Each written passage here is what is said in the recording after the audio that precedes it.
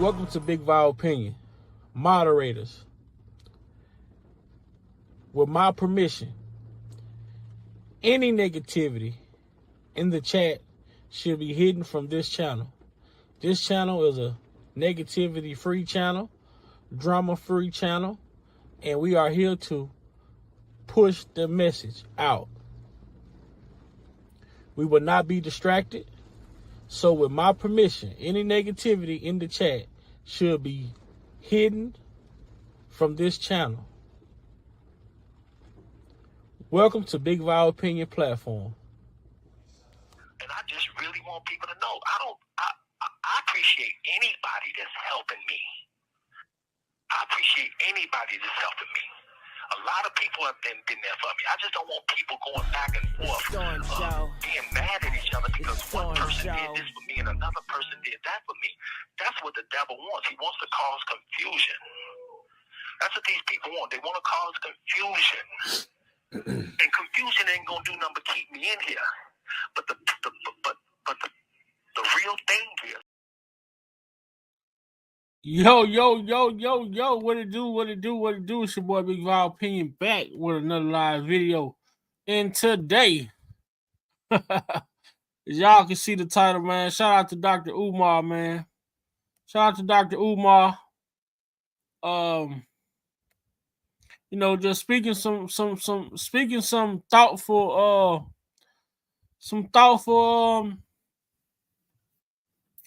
things that I read the what up, Nose? What up, Love Unconditional? What up, Jericho?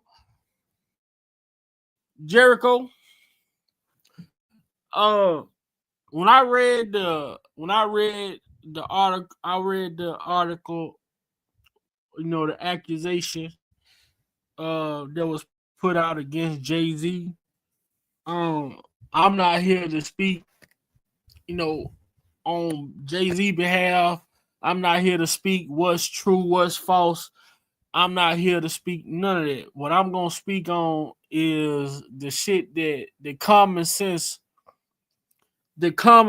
nature of it. You know what I'm saying? So shout out to everybody that's out there. It's still free chaos, but I'm here to speak on the common sense nature of it. And I'm telling y'all, this is so bad that the accusations that was put out against Jay-Z was so terrible that the accuser has now come out and spoke about the inconsistencies within her accusations. So what that tell you? It would make a person think, like, what the hell? Like, you accuse this man of doing this, that, and the third, but when you hear your story read back to you, you realize this shit doesn't make sense. So now you go and sit down with NBC, which NBC, I don't care if, I don't say I don't care. I give NBC a little bit more credit, as far as a news platform. Do everything they talk and everything come out their mouth on that platform. Is it true? I think not. I don't get off into that. But I appreciate them for allowing this lady to come to their platform as an NBC to talk about the inconsistencies, what made people question what the fuck was she talking about when she put this accusation out to begin with. Shout out to Dr. Umar Johnson. And Dr. Umar Johnson, he went on Art of Dialogue and he talked about, he had Dr. Umar raise one of the same questions that I raised when I read the article as it pertained to Jay-Z and what they were being accused of. I asked, when I read this article, the first thing came to my mind was that you guys, I ain't gonna say you guys as in the people who's listening and the people who's following, but the world want us to believe that a 13-year-old girl got dropped off at the Radio Music Hall at a VMAs award at 13 years old. You couldn't get in. You walked around this imaginary parking lot, knocking on different doors, and you just so happened to come up on a limousine of Diddy's. And not only you come up on a limousine of Diddy's, you get took to an after party at 13. I'm not here to say what's true, what's false. I'm just here as it pertains to what makes sense. Using your common sense. We've heard Robert Kelly, aka R. Kelly, tell us on multiple occasions, you gotta use your common sense. But then I also know that common sense ain't so common to common people. I understand that. That's why I choose not to speak on certain things. I choose not to speak on certain subject matters. Because common sense isn't so common to common people. That's just where we at. So we're gonna listen to Dr. Umar, try to make sense of some of the same shit that I tried to make sense of when I heard this. When I ain't gonna say when I heard it, when I read this lawsuit and what the lawsuit stated. And the first red flag, I think anyone with common sense would have picked up this red flag right away. So let's take a look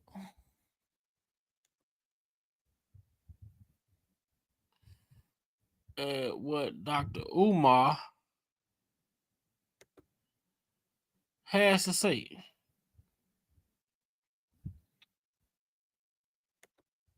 Take a listen. That's a lot going on out here, man.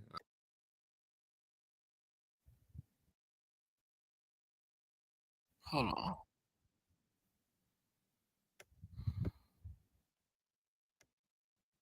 Hold on, y'all. I don't know what I did then. Malik, what up with it?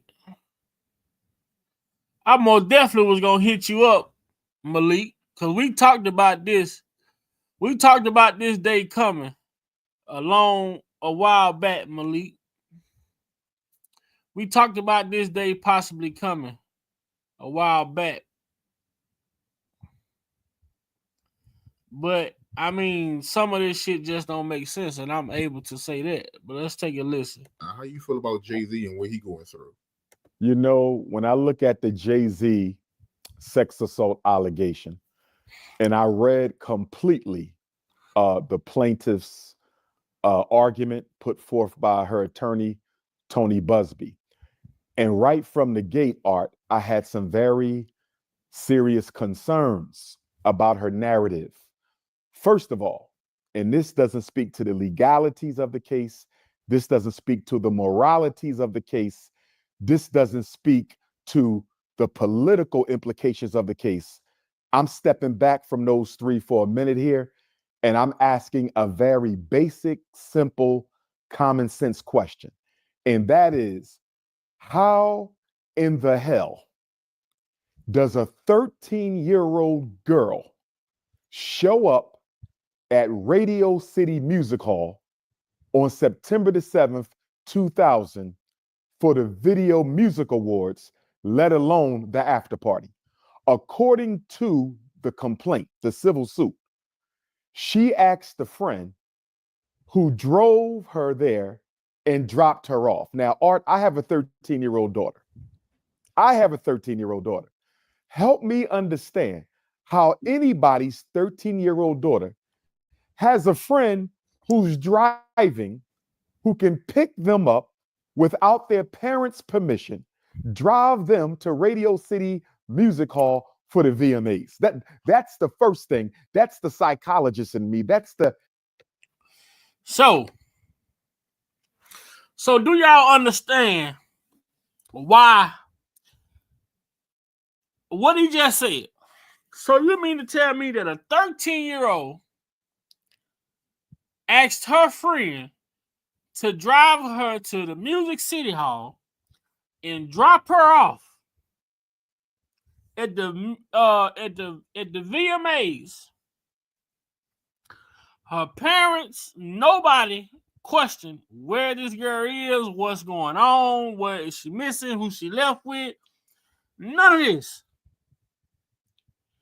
But I also, like, I'm always go here. I'm always put Kels in it. I'm always find a comparison. Don't this sound similar to the girl that claimed, when we talk about R. Kelly now, y'all remember the girl that claimed he sent a limousine to pick her up from her home where her brother was, but her mother was at work. She leaves in this limousine. She asked the limo driver to stop by a gas station where she grabbed a flower because she wanted to give to Rob. She proceeds back into the limousine. The limousine takes her to the airport. She gets to the airport. She says she uses a password. She gets on a flight and flies to Minnesota, where R. Kelly is having a concert. But she goes to a room. He comes in, don't touch her, none of that. He leaves. She fly back out the next day. So you mean to tell me that she was a legend? She was 16. At 16, you got picked up by a limousine and your brother had no questions about it. Your mama didn't question your brother about your whereabouts, where you at, or who you left with, or anything. You fly to Minnesota, you stay the night, and you return home the next night. No questions, nothing being asked of what happened, how you left, where you went, where you been, none of that. This is the same. That lie right there, when it involves Robert Sylvester Kelly, that allegation against Kels, when it comes to this young lady claiming she was picked up by a limousine in the hood. Well, everybody gonna know there's a limousine in the hood, and your brother don't ask you where you going. Nobody asks you where you going. You just leave. Your mother don't ask your brother where you at. Nobody question your whereabouts. You leave and stay gone for a whole night. You fly to Minnesota. Nobody question your whereabouts. You return home. Nobody question where you been or how you got what. Why did a limousine? None of this shit. But you got, in this situation with Jay-Z, a 13-year-old girl saying that she asked her 13-year-old friend to drop her off somewhere. What 13-year-old just can hop in a fucking car and go somewhere?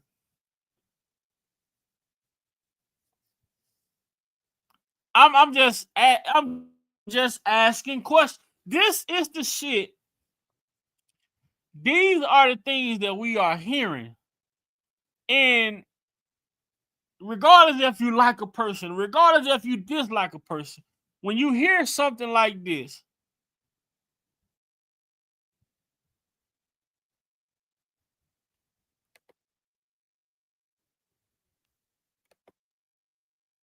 Tony Busby. And right from the gate, Art, I had some very serious concerns about her narrative. First of all, and this doesn't speak to the legalities of the case, this doesn't speak to the moralities of the case, this doesn't speak to the political implications of the case. I'm stepping back from those three for a minute here, and I'm asking a very basic, simple, common sense question. And that is, how in the hell does a 13-year-old girl show up at Radio City Music Hall on September the 7th, 2000 for the Video Music Awards, let alone the after party? According to the complaint, the civil suit, she asked a friend who drove her there and dropped her off. Now, Art, I have a 13-year-old daughter. Help me understand how anybody's 13-year-old daughter has a friend who's driving who can pick them up without their parents' permission, drive them to Radio City Music Hall for the VMAs. That's the first thing. That's the psychologist in me. That's the educator in me. That's the child advocate in me. How does a 13-year-old know anybody that they can call to pick them up and drop them off at the VMAs? So soon when I saw that, I said something interesting is going on here. So as I read the civil suit paperwork further, I see that she didn't have a ticket to get in, nor should she have, because she was only 13 years old. So she says she stays outside the VMAs. She watches the VMAs on a jumbotron. She says she goes over to the limousine row where the limousine drivers are parked, and she runs into one of the drivers for Puff's entourage or so forth. And he tells her that if you stay here or meet me back here after the award show, I have to drop off Puff. I got to drop off his entourage, some other celebrities. And when I'm done dropping them off, I'm going to come back and pick you up. According to the civil suit, the limousine driver told the 13-year-old that Puff likes young girls and you fit the description of the type of young girl that he likes. So I'm going to come back and pick you up. So he comes back, he gets her. He takes her to the after party, wherever that was, and it's not clear whether that was at Puff House or some other location. So she gets into the after party. She sees all these celebrities. They doing drugs, they getting high, being sexually promiscuous, whatever the case may be. She says they give her, Art, what she believes at that time to have been a non-disclosure agreement. So another red flag goes up for me, because I'm saying to myself, if you're only 13 years old, how can they give you an NDA? In other words,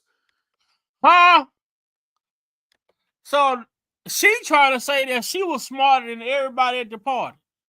You 13 years old and Puff like you and Puff like them young like you, and you only 13 years old, but he don't understand that he can't give a 13-year-old an NDA. What the fuck is a 13-year-old gonna do with an NDA? I don't give a fuck how many times they sign it. What the fuck can a 13-year-old do with an NDA?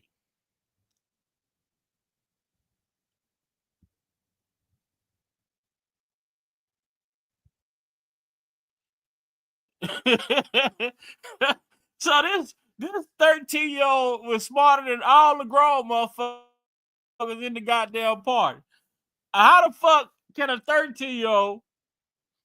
I mean, what would possess them to even attempt to give a 13-year-old a motherfucking NDA? If Puff like them young and know they young. What up, Ashley? What up, V White? What up, D Map? What's good with it? Goddess, I'm on it right now, Goddess. You gotta make this shit make sense, man. These people put this shit in front of us, and they put it in front of us thinking that we not gonna read this shit.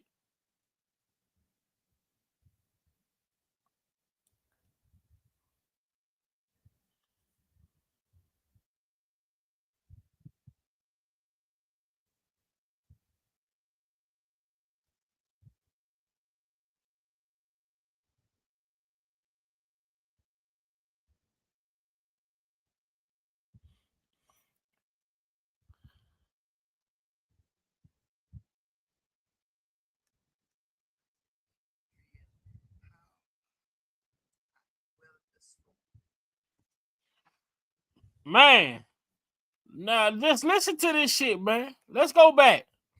Let's go back a little bit. Goes over to the limousine row, has a friend who's driving who can pick them up without their parents' permission, drive them to Radio City Music Hall for the VMAs. That's the first thing. That's the psychologist in me. That's the educator in me. That's the child advocate in me. How does a 13-year-old know anybody that they can call to pick them up and drop them off at the VMAs? So soon when I saw that, I said something interesting is going on here. So as I read the civil suit paperwork further, I see that she didn't have a ticket to get in, nor should she have, because she was only 13 years old. So she says she stays outside the VMAs. She watches the VMAs on a jumbotron. She says she goes over to the limousine row where the limousine drivers are parked, and she runs into one of the drivers for Puff's entourage or so forth. And he tells her that if you stay here or meet me back here after the award show, I have to drop off Puff. I got to drop off his entourage, some other celebrities. And when I'm done dropping them off, I'm going to come back and pick you up. According to the civil suit, the limousine driver told the 13-year-old that Puff likes young girls and you fit the description of the type of young girl that he likes. So I'm going to come back and pick you up.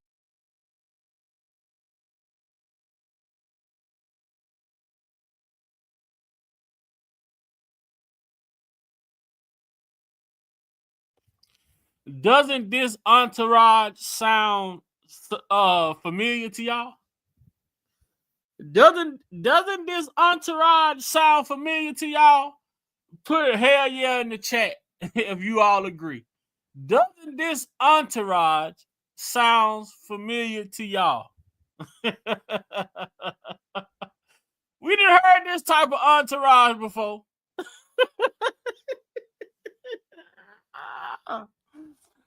Oh man. You mean to tell me? You mean to tell me all the entourages around during that time, they all doing the same shit? They all saying the same shit? I mean, honestly, man, I'm telling y'all, if y'all listen to the shit that Dr. Umar is saying, there was in this lawsuit against Jay-Z, which I'm not a fan of Jay-Z. I don't really give a fuck about Jay-Z. But at the same time, I'm going to call a spade, a heart a club, a diamond a diamond. That's just how it is. Bullshit is bullshit. Trey, what's good? Miss Sagittarius, what's up? Bullshit is bullshit. Just listen at this shit. All of these attorneys are connected. All of these people, all of these attorneys are some way, somehow connected with each other, that are connected to the government, that are connected with prosecutors, that are connected with these industry people who are out here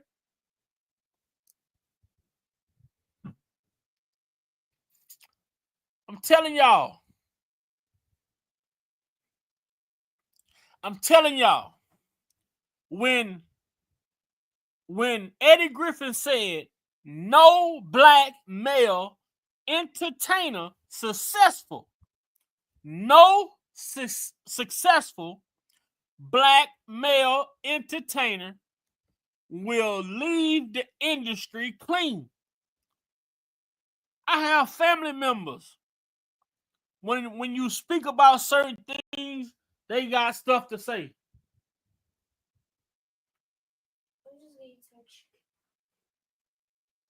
I got family members. When you speak about certain people,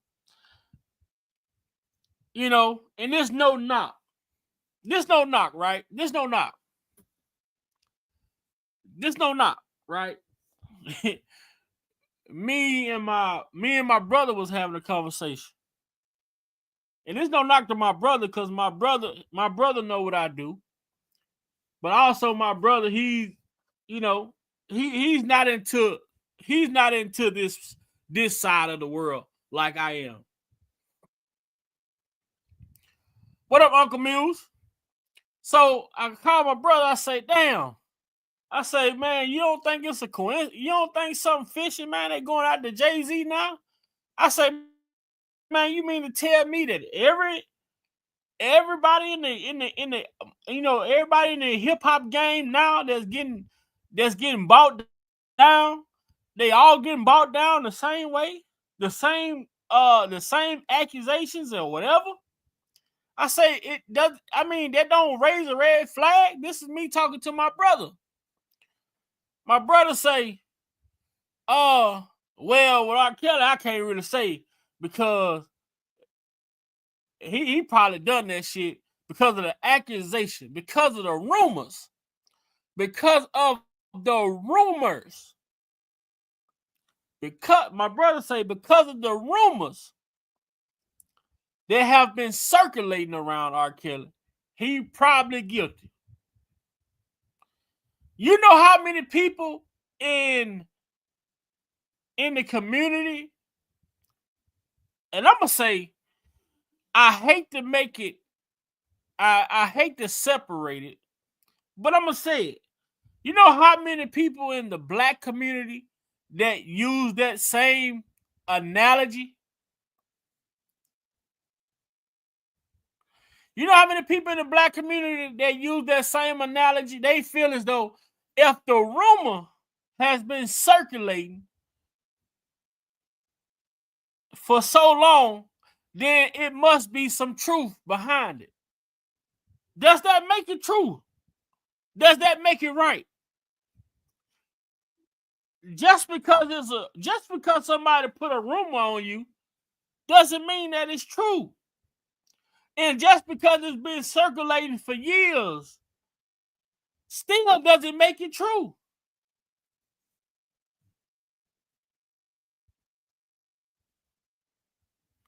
That still doesn't make it true. You know how easy it is? You know how easy it is for a rumor to spread? Especially when you are someone that is disliked. When someone have a dislike for you or a distaste for you, or they don't like the fact that you're being blessed the way that you're being blessed. They don't like the fact that you have a nice house. They don't like the fact that you got a nice car. They don't like the fact that your kids dress nice and wear nice clothes. They don't like the fact that you're married. They don't like the fact that you have a job and you are able to afford the things in life that you want to that you love and wants to have. You got people that don't like those things about you. That if a rumor were to ever come out as it pertained to you, they would take that rumor and they would spread that shit like wildfire in California.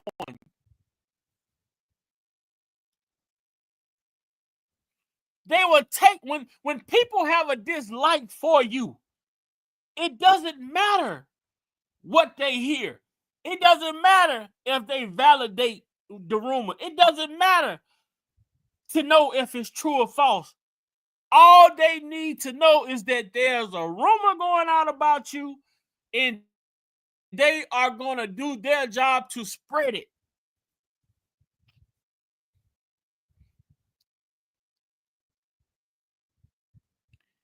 Me, myself, personally, I always ask the question, why now? Why now? You know how many, I heard rumors about Dr. Martin Luther King. Rumors about Malcolm X. I've heard so many rumors. But where do your common sense lie? Where do your dignity lie as an individual? If I dealt with people based off the things that I've heard others say about them, then what type of person does that make me? If I dealt with people based off the rumors that I've heard from other people about them, and if I use those rumors to base our friendship and say, you know what, I'm not fucking with you because of what old boy said, or I'm not fucking with you because of what old girl said. If I allow someone to tell me something about an individual and I take that rumor and let that be my reason for not dealing or not having no dealings with a person, there must be an underlying issue that I have that rumor validated. I might have already felt some type of way about that person. Next thing you know, he come tell me something in a rumor. Doesn't mean that it's true or false. I already feel some way about the motherfucker. So guess what? Oh, I heard. Oh, fuck him. I ain't ever dealing with him. I don't want no time, nothing. But sometimes people will spread rumors on other folks just so that you don't get close with them. You ever thought about that? You got people that will come and they know the power that you possess, and if you get with that other person, what y'all could do together, and they will come and try to block it before it even happens. There are those type of people out here. So if you're the type of person that would allow a rumor to dictate the way that you move and operate when it comes to other people, then you may want to get yourself in check. You may want to question yourself. You may need to get help yourself.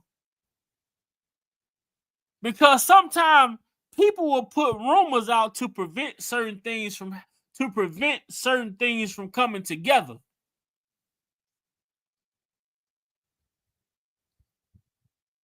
So, like I say, I'm not a Jay-Z fan. But when I hear bullshit, I can call it out. When I see bullshit, I'm gonna call it out.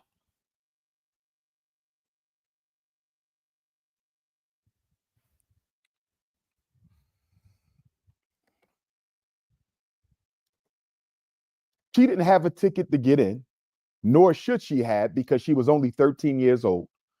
So she says she stays outside the VMAs. She watches the VMAs on a jumbotron. She says she goes over to the limousine row where the limousine drivers are parked, and she runs into one of the drivers for Puff's entourage or so forth. And he tells her that if you stay here or meet me back here after the award show, I have to drop off Puff. I got to drop off his entourage, some other celebrities. And when I'm done dropping them off, I'm going to come back and pick you up.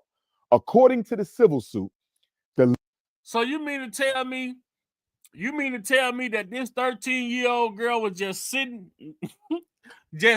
there? Nobody asked her, hey, what are you doing here? Why are you here? Who you waiting for? Are you lost? Nobody questioned this 13-year-old girl just sitting there.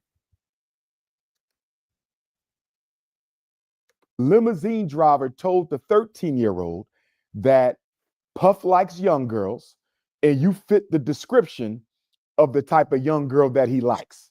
So I'm going to come back and pick you up. So he comes back, he gets her. He takes her to the after party, wherever that was, and it's not clear whether that was at Puff House or some other location. So she gets into the after party. She sees all these celebrities. They doing drugs, they getting high, being sexually promiscuous, whatever the case may be. She says they give her, Art, what she believes at that time to have been a non-disclosure agreement.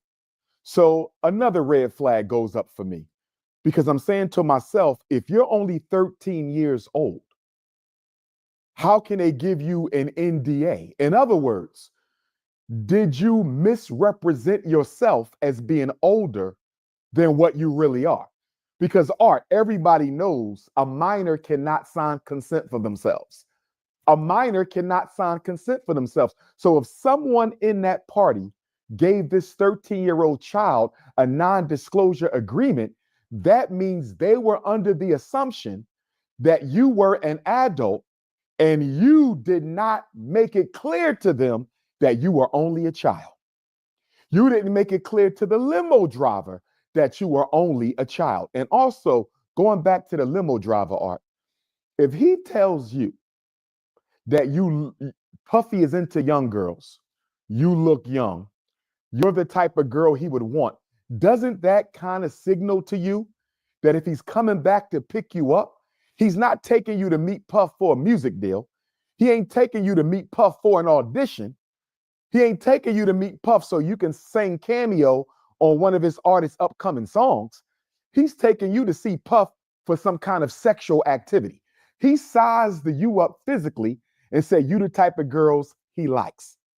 And he wants to take.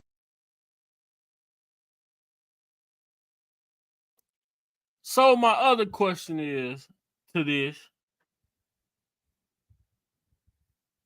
My other question to this is, where's the limo driver?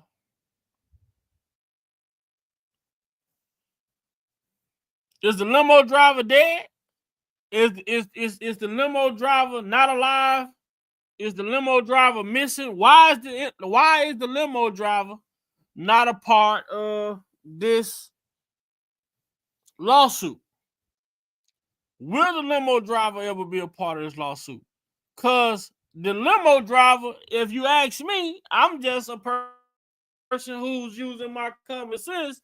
No, the limo driver is not Jay-Z. No, the limo driver is not Puffy. But the goddamn limo driver is if it wasn't for the limo driver, how would any of this had taken place?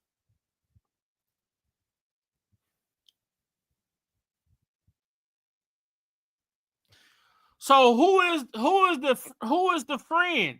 Where's the friend that picked her up and dropped her off? Is the friend going to verify this? Are we going to see the friend?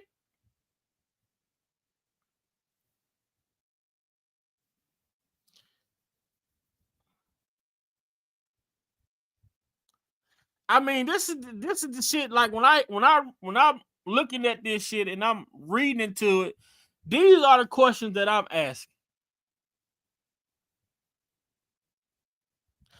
And even as the limo driver, if there was Puffy thing, it must have been yours too. Because if you wasn't into it, you wouldn't be doing it. You wouldn't be picking up young girls. You wouldn't be doing this shit. If you had any morals, any principles, nigga, you wasn't getting paid that much money to drive a fucking limo back then.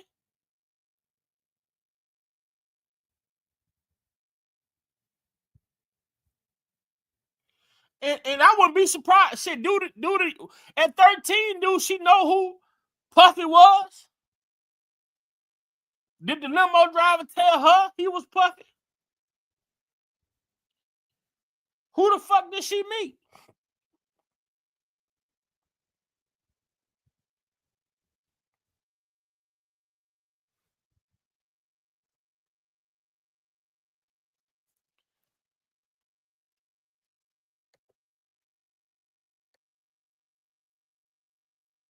You know,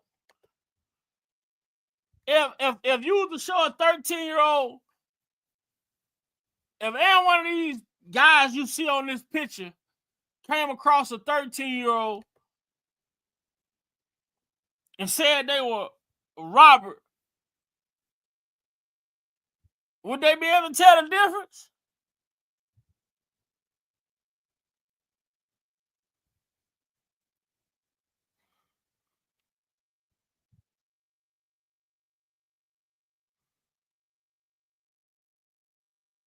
It's just shit like, but you know, a lot of this shit goes back to the entourage. You know what I'm saying? The entourage, the limo driver. Like, what type of individual are you? If this man was into 13-year-old young girls, he'll be picking them up his damn self. That'll be my last fucking day of employment. You can, hey, I'm walking. You can give me my motherfucking last check. If my job is to go find young girls, you can give me my last paycheck. I'm out of this bitch. I don't want no parts of it. But if you are a limo driver and this is what you do, then 9 times out of 10, you must was into these young ass girls yourself.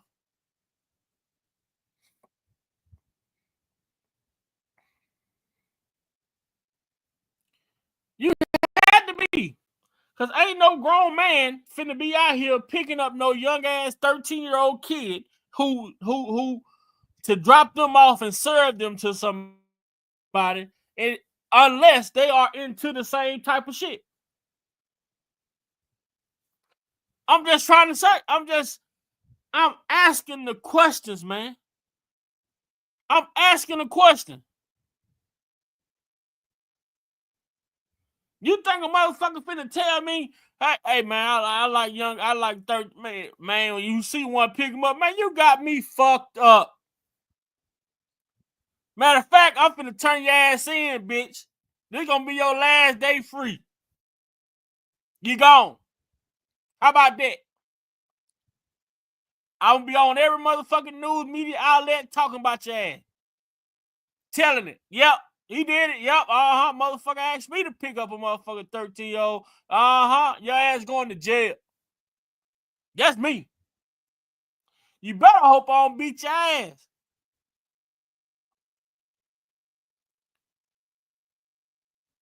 You better hope I don't fuck you up. But I'm in a motherfucking limousine. You think I'm finna make 2 trips if I am gonna pick up a 13-year-old? Get your ass in this motherfucking limo with everybody else. I guess everybody else in the limousine didn't see the 13-year-old motherfucker standing outside either. No, everybody just walked past this little motherfucker and got in the car.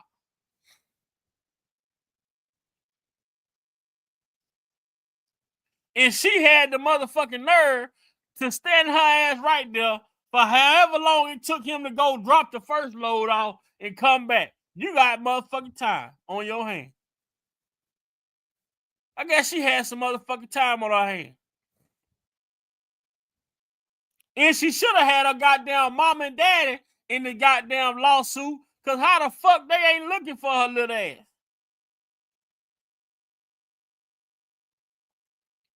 I'm guessing they was down there working in a fucking factory somewhere, out in the tater field, cotton field, picking cotton or some shit. I don't know.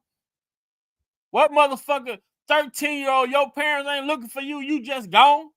That's a bad fucking sign. That's a bad sign. I think her whole household need to be investigated. Because I'd be down one of mine leave up out of here and be gone. I mean, 2 hours. I'm calling your ass. Where you at? Turn your location on. I'm on the way.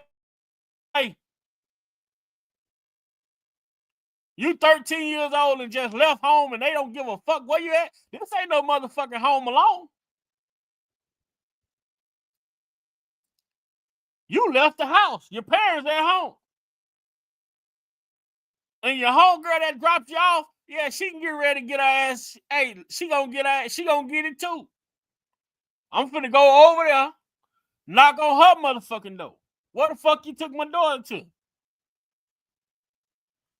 You can have your mama and daddy come on out. I'm finna whoop ass. I'm finna whoop your mama ass. I'm gonna whoop your dad ass, whoop your mama ass. Somebody finna tell me what the fuck going on. What the fuck you took my daughter to? Wherever you took her to, now you finna take me and my wife. Whatever the situation may be.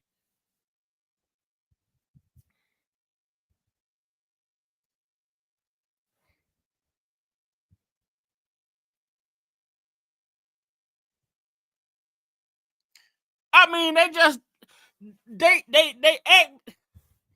My problem with these people is they put this shit out here like we just motherfucking, like we slow. I know some people don't read between the lines. Some people have to read above and under the line, but I can read between the lines, and I can call bullshit when I hear it. Ain't no motherfucking way. And she say, and then this girl, I don't know what part of the world she was living in. What the fuck was the video? Let me see. Let me Google this shit. Hey, Siri,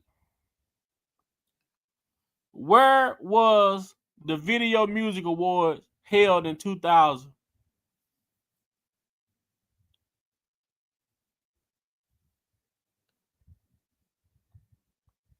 What the fuck is it? New York. So she in New York. Oh my God. New York. In New York.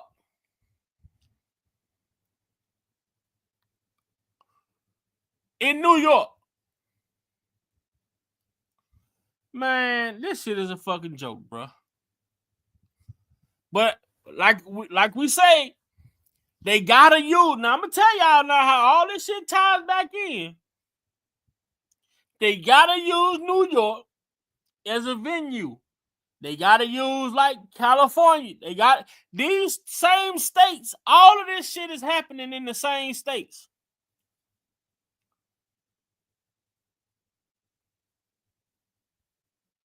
All of this shit is happening in the same states.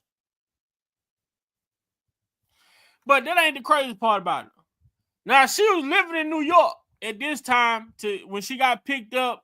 She hadn't been living in New York. The Video Music Award was in New York at the time. So she hadn't been living in New York.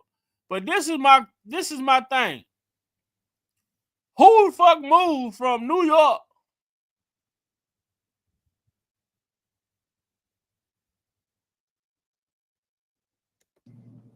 and be a voice for yourself? You should never let what somebody else did ruin or run your life. A 38-year-old mother from Alabama who has filed a lawsuit accusing Sean Diddy Combs and Jay-Z of raping her when she was 13 years old is speaking out to NBC News for the first time. She asked us not to reveal her identity. What made you want to come forward and talk today? Because I think that I've been quiet long enough about what I've been through, and it's been hard enough to be quiet. But it's a chapter of my life that I'd like to close. An NBC News review of her account found inconsistencies with her allegations. She says that she went to the MTV Video Music Awards in 2000 to catch a glimpse of her favorite celebrities. You weren't scared to be all alone? No, with having autism is oh my God. Now I don't even want to go. Bruh. Did y'all just having autism? Man, why? Why are they doing this shit, bruh? Why they gonna get this girl check cut off? They gonna get this girl check cut off, fucking with her. Man, why y'all doing this shit, bro? Why y'all trying to get this girl check cut off?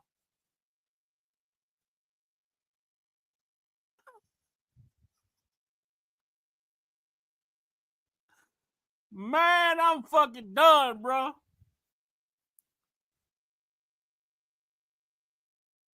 They said, "What, you scared?" This motherfucker that's doing the interview can't even take us serious.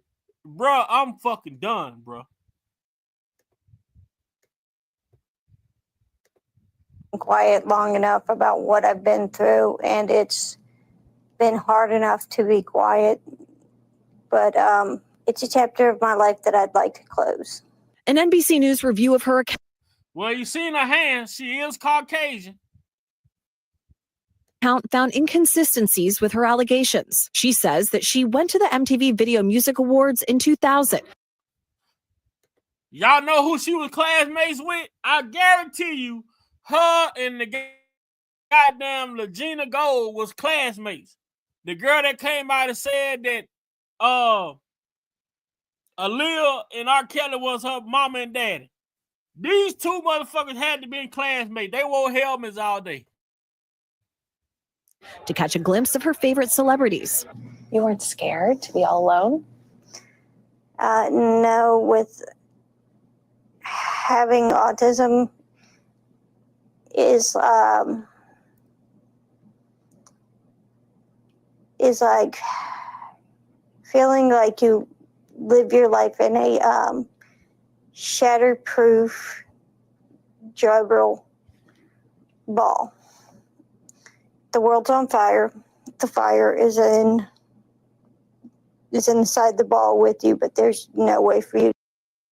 Man, are you fucking serious, bro? Man, you better stop fucking playing on me, man. I can't take this motherfucking shit. I'm trying to keep it together, but boy, what the fuck, bro? This ain't no motherfucking Dragon Ball Z.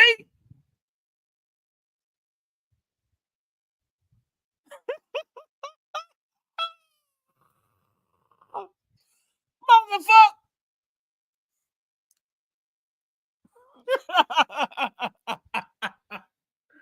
Man, God forgive me. Lord Jesus, forgive me. Man, I'm motherfucking rolled. To get out. In addition to having autism, the woman says she suffered a head injury. The night of the 2000s VMAs, she says a friend drove her from Rochester, New York to Manhattan, a more than 5-hour drive. Her attorney provided NBC News with the name of the friend who is... Damn! A 13-year-old getting drove 5 hours away from home and get dropped off? Boy! With autism? What the fuck? Man, I gotta hit the motherfucker. I need a drink. I done heard the fuck off. How old your friend was, girl? How your friend was, girl? I'm trying for your friend to drive all the way 5 hours at 13?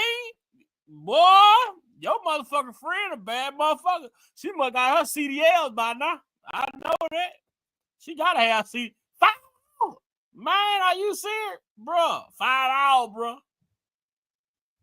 Drove this motherfucker 5 hours. Hold on. Drove 5 hours, bruh. At 13. Drove 5 hours. Her best friend got to have motherfucking CDL by now. She been driving that good? Boy, look here. Man, look at all them twists and turns. They ain't had no GPS back then. She was reading a fucking map.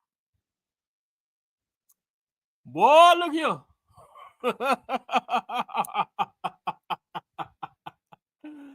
I'm smoking on that goddamn. Boy, what the fuck? You ever drove 5 hours to drop your ass off and leave you, and your parents ain't looking for your ass, and you got autism? Oh, that's even more so a red flag. You have autism, and you done left the goddamn house with we don't know who, and you gone 5 hours a goddamn way, and ain't nobody looking for you? Oh, hell, your parents need to be locked the fuck up if they still living, but they might have the same shit you got. I don't know. Because they weren't looking for your motherfucking ass. No wonder why Jay-Z is walking around this motherfucker like ain't nothing happened. This some bullshit. I'm calling it what it is.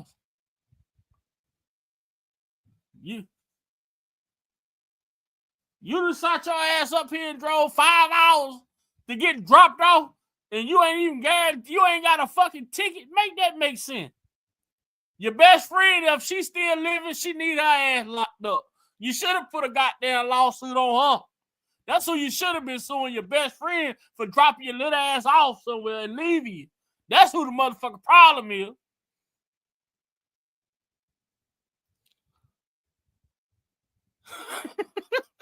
I'm telling you, Lou. I'm telling you, man. I'm telling you.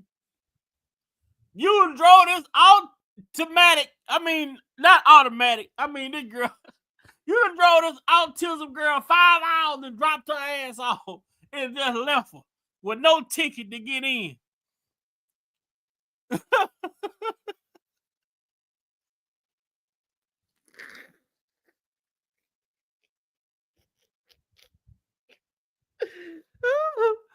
That did better going on Christian Mingles or some shit, or Tinder, or POF, Plenty of Fish, or some other shit.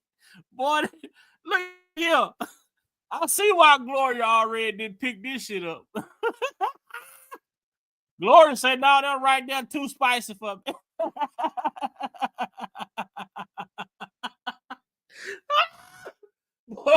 Gloria already heard this shit and say, nah, that's a bit too spicy for me.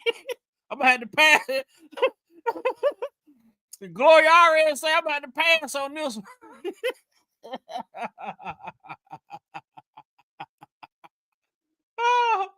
Boy, I'm so Gloria looked at her right in the face. You ain't got a lawsuit. You don't have a lawsuit. I'm gonna have to pass up on this one. You don't have a lawsuit. I can hear a little ass looking like a goddamn gremlin. Let's listen to this shit. Boy, I heard it all. God, forgive me, because if this girl really got automatic, I want you to forgive me, Jesus. I'm gonna say it, Chris. If this girl, Lord, please forgive me, big vow opinion, because if this lady has automatic, then I just pray God that you do your best and work on me and forgive me. But just because a person have automatic don't mean that they can be out here lying on people, making shit up, filing false. But she didn't file this this false lawsuit. She had an attorney that was, I guess, he automatic as well, so he felt as though the shit was reasonable to him for him to file a lawsuit.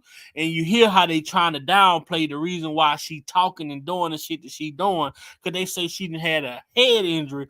But if you didn't had a head injury and you already got automatic, that means, hey, your credibility of what you saying, they already trying to, if anybody want to question your credibility, they gonna blame it on the head injury. But if your head injury got you that fucked up, that means you can't, you might just be living. You heard what she just said about her automatic. She said she live in a ball, and I thought she was gonna say the fire was on the outside of the ball, but she said the fire was in the inside of the ball where she living at, which means she burning the fuck up. I don't know if automatic make you feel like a thing like that, but Jesus, just God forgive me.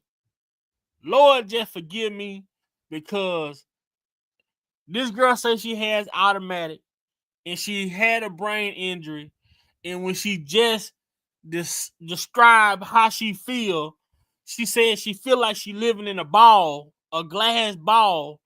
And I thought she was gonna say that the fire was on the outside of the ball and she untouchable, but she said that the fire is in the inside of the ball and she's on fire. Like Alicia Keys say, this girl is on fire.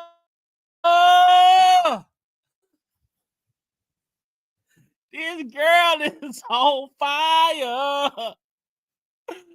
Boy, she used a horrible analogy. I don't know. God, I just forgive me, because if she really feel as though she live in a glass ball, and the fire is on the inside of the glass ball with her. God, I just hope that you put a fire extinguisher in the inside of the glass ball with her. So if the fire get close to her, she can pull, aim, squeeze, and sweep. You know, the shit that they teach you in fire extinguisher training. Pass, use the pass technique. That's what they teach us, and they teach us that in fire extinguisher training. They teach us something called pass. That means you get the fire extinguisher. The fire extinguisher, they teach us the pass method. You pull, aim, squeeze, and sweep. So if she inside this ball, what I'm saying, and she say the fire is inside the ball with her, no water is gonna put that fire out, God. I need for you to put a fire extinguisher inside this ball with her. So if the fire get close to her, you know what I'm saying, I need for her to be able to use the method of putting the fire out, because I don't want her to burn the fuck up, before she become this liar to the world. You know what I'm saying? I want the world to know that this lady is lying. So I don't want her to burn up inside this glass ball that she in with the fire inside. But you know what I'm saying? Make sure she got a fire extinguisher in there. He provided NBC News with the name of the friend who has since died. The woman says she spoke to Combs's limo driver. I want a friend dead. Oh,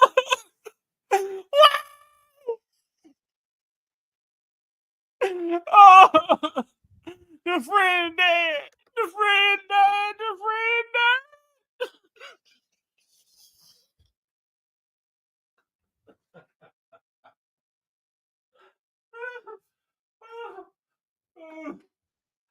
The friend is dead.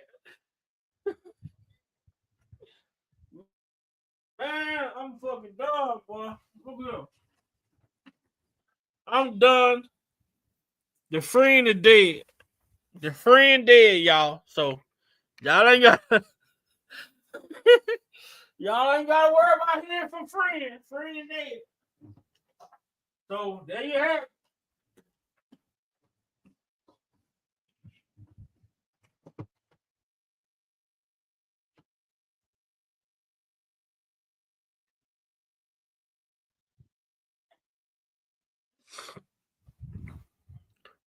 There y'all have it. We won't be hearing from friend. Friend dead.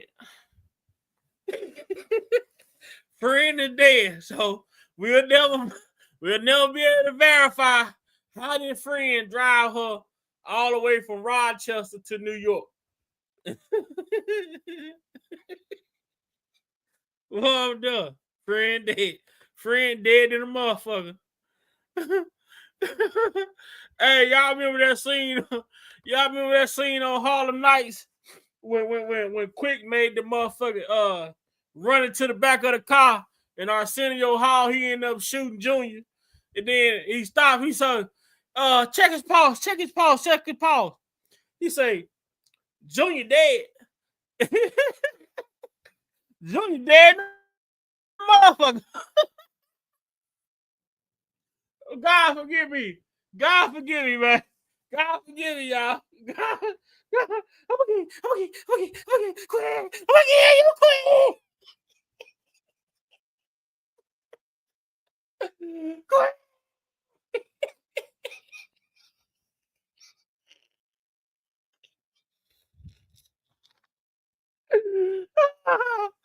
Oh shit, bro. Man, I'm trying to be for real. I'm trying to take this shit serious, and y'all playing and y'all bullshit. I'm trying to be for real. Y'all playing with me, man. Y'all keep playing with me, man. I'm trying to be serious, man. I'm trying to be serious. First, the girl got automatic. Then she living in a ball with the fire in the inside of the ball. Now her best friend that drove her all the way from Rochester to New York, 5-hour drive, and dropped her ass off. She dead. So who gonna verify this shit? This sound like some She say, she say. I don't know. This ain't no he say, she say. This is some she say. Let's put it like this. Since she feel like she she do got automatic. So this could be some she say, she said. That's it. That's it. That's it. We're gonna go with that. We're gonna go with that. This is she say, she said. This is a non-fictional novel. A 5-hour drive. Her attorney provided NBC News with the name of the friend who has since died. The woman says she spoke to Combs's limo driver who offered her a ride to an after party. I stumbled upon Diddy's driver who told me that I was exactly what Diddy was looking for. What did you think when he said that to you? I thought it meant that I was just pretty. She went to a White House, she says, where she spoke to musicians Benji Madden and his brother. I'm talking to Benji Madden about his tattoo because, I have about his tattoo that's the Last Supper because I have a religious background. So it was just something to talk about. In a statement to NBC News, a representative of the Maddens confirmed that they did not attend the 2000 VMAs and that they were on tour in the Midwest.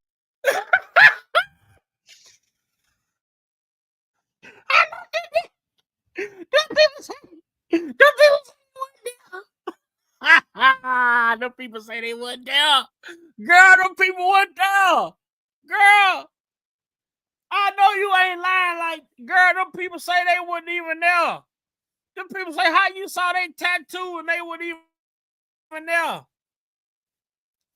Girl, you must have saw Eminem in there or something.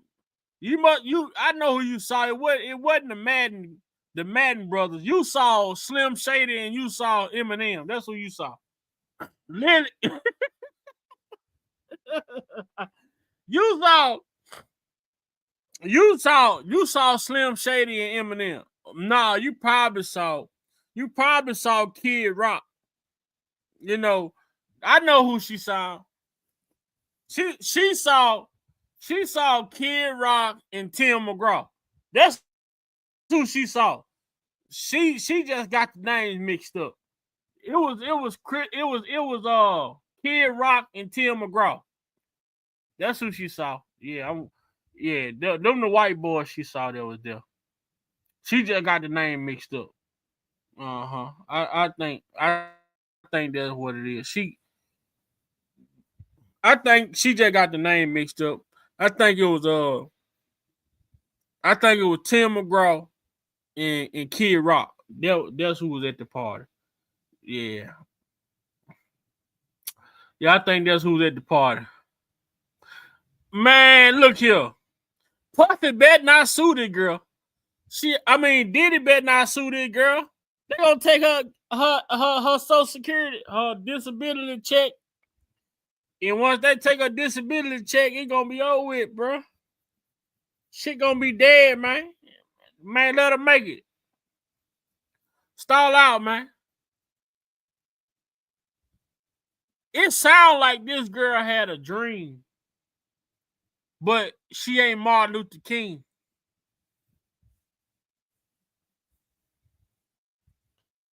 Sound like she had a dream, but she ain't Martin Luther King. That's what it sound like. Sound like she had a good ass dream and woke up and thought it was real.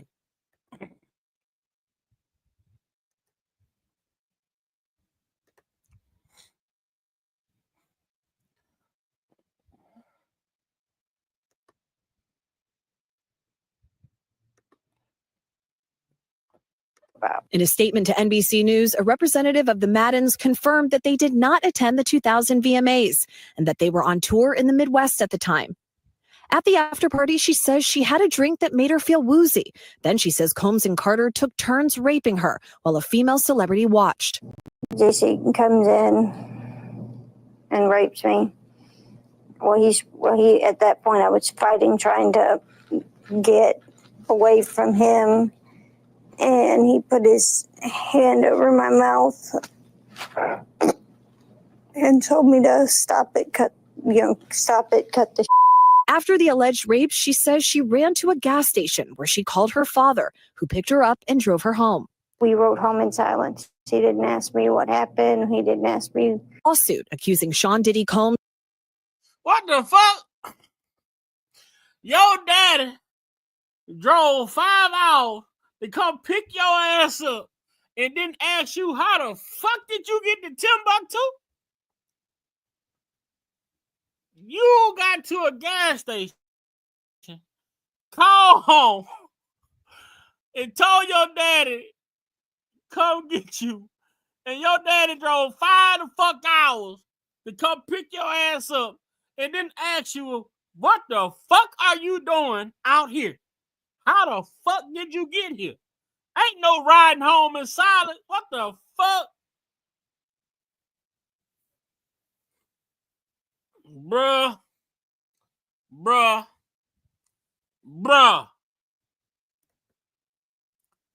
This shit right here, boy, I done heard it all. I done heard a lot of shit in my life. But they told me 2 things you ain't never seen. A UFO and a hoe that won't go. But this shit right here, man, I done heard it all. You gonna call your daddy to come pick you up and this motherfucker drive. First of all, when you tell him where you at what point did he realize that your motherfucking ass was 5 hours away from home? When he got back home? What up, J-Rock? You know what, Big Vi? I tried to stay as quiet as long as I could. When you were running down everything that happened, every single part, but the last part when you said her father came to pick her up and they were riding home in silence. 5-hour drive. And you riding home in silence. Now, for those people who are in the chat that are old enough, I'm sure they remember the Cosby Show. And if you remember the Cosby Show, there was a certain episode in which Vanessa and her friends went out of town to Baltimore to catch a rock group. And everybody, and for those of y'all that haven't seen the episode, have probably just forgotten about it. Let's see. They went down there, took one of the girls' brother's car down there. Car got stolen. They don't report it. They said we can't report the car stolen because if we do that, our parents will know where we at. So we got to keep going.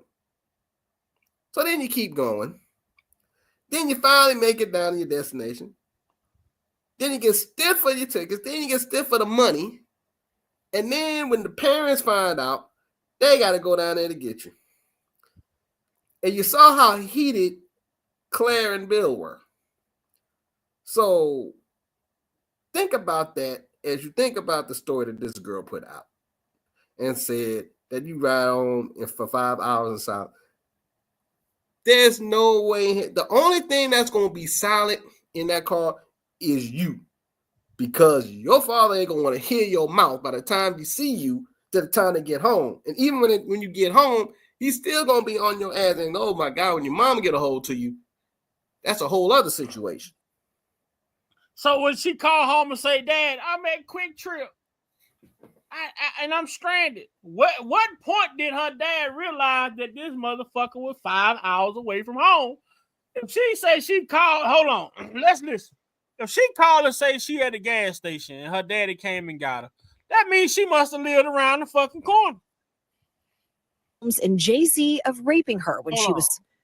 I have made some mistakes, she said. In an interview with NBC News, her father said he could not verify the claims. She called her father, who picked her up and drove her home. After the alleged rape, she says she ran to a gas station where she called her father, who picked her up and drove her home. We rode home in silence. He didn't ask. Now answer that, J-Rock. Now make that make sense. You call your daddy and asked him to pick you up, but you didn't tell him where the fuck you was.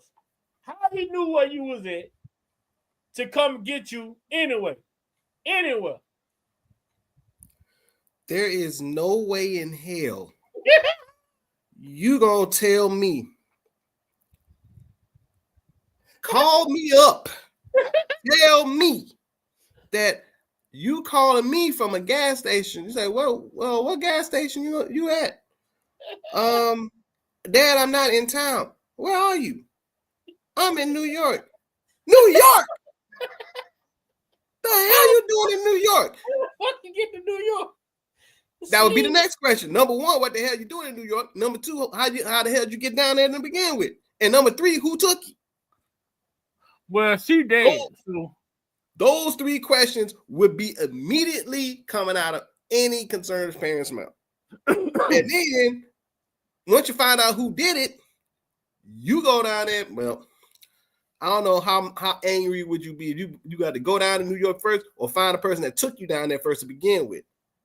And why is that person still come back up here without you? See, there's a whole lot of shit going on in this.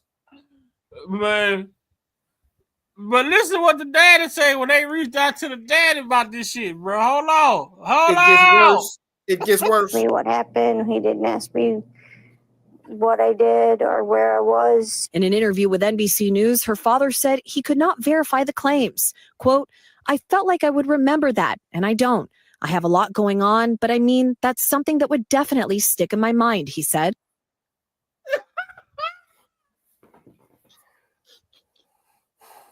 Bruh.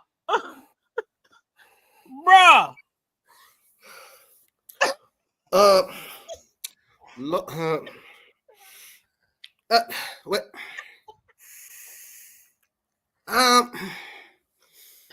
Y'all see the difference between Caucasian fathers versus black fathers? Black fathers, Tim Savage, Angelo. Dude. My daughter called me and said she was at a gas station that R. Kelly bodyguard had dropped off, and I went and picked her up and took her to the hospital. Yeah, they found semen in there. Yeah. Big Vibe. That's Angelo trying to corroborate the story. Man, he gonna tell. Big Vibe. To quote the late great Nate Dogg, when he said, "Hold up, wait." I feel like I would remember that, and I don't. I have a lot going on, but I mean, that's something that would definitely stick in my mind. You mean to tell me you would not daughter, bro. You would not remember the fact that your 13-year-old daughter went 5 hours out of town without your consent, even though if it was nearly 25 years ago in the process. You mean to tell me you would never remember that? Hell, R. Kelly picked up my daughter and dropped off in the goddamn entourage, dropped off at the goddamn gas station. She called me and Jocelyn. We went, picked her ass up, took her to the hospital. They said that she hadn't slept with 3-4 other motherfuckers.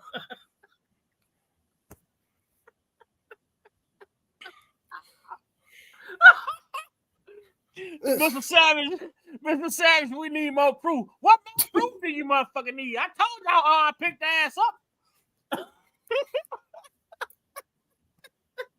Now, if y'all don't believe this shit is true, well, I go get me another attorney and get them on the job, and they'll tell y'all that the shit true. Boy, Tim will be selling this shit right here like some goddamn food stamps in the stove, boy.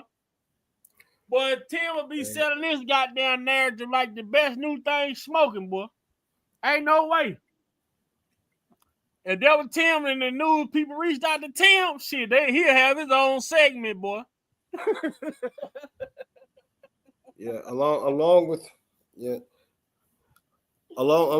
Gerald Foosball Head Griggs. Y'all R. Kelly super fan. Nah, fuck that. I think I need to see that. I think I need to Man, see I that can't. shit. Man, the daddy So don't remember. okay, now what Okay, side? I want to know Hold on, what we hold on, lie Mr. about. Savage. What's the Hold on. lie about? You say Hold on, you Mr. finish Savage. me. What's Hold on, the Mr. lie Savage. We're gonna about? let Westside finish. We're gonna let him finish. Go ahead and finish your comment, Westside. Well, I My thank you, story Mr. has St- changed in I thank you, Hold on, Mr. Mr. Savage. Storm. Gotta let him finish. Mr. Storm, I thank you for allowing me to come on your platform. You're a respectful host, brother. I just can't talk to them. They're just too out of control for me. I wish them well, though. I'm off the mic. Thank you. You out of control because you got criminology degree. Sir, you out of control. Listen, because you don't know me from Adam. John you out of control. I've been living this for 10 years. John Jalen, here is the deal. When you have a mother. No, fuck that. And see, that's when you have a mother. Yeah, fuck that. To criminal R. Kelly Predator fan. When you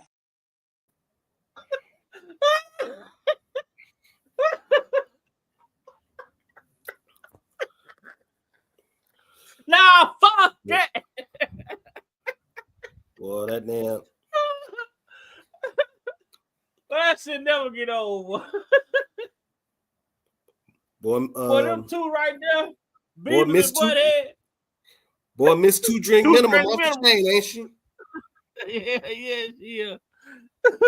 That damn, when this accuser daddy say he don't want no parts of that shit. No, I don't remember no shit like that. My daughter tripped. She off of what they say. What the white folks like to say. She off of fucking meds. This some man. Man. She off of fucking meds, man. The daddy say she off of meds, man. What else they got to say over here? But when we asked the woman about the contradictions in a phone interview on Friday, she said that she stands by her statements. I have made some mistakes, she said. Honestly, what is the clearest is what happened to me. The inconsistencies in her account of an incident alleged to have happened 24 years ago does not necessarily mean the allegations are false. The accuser's attorney, Tony Busby, said, because we have interrogated her intensely, she has even agreed to submit to a polygraph. This has been extremely distressing for her to the point she has experienced seizures and had to seek medical treatment due to the stress. In a statement to NBC News, Sean Carter said, this incident didn't happen, and yet he filed it in court and doubled down in the press. True justice is coming. We fight from victory, not for victory. Is any part of you scared coming out against such powerful people? Yeah, I'm scared of what could happen, but I'm more afraid of letting it eat me alive from the inside out than I am of,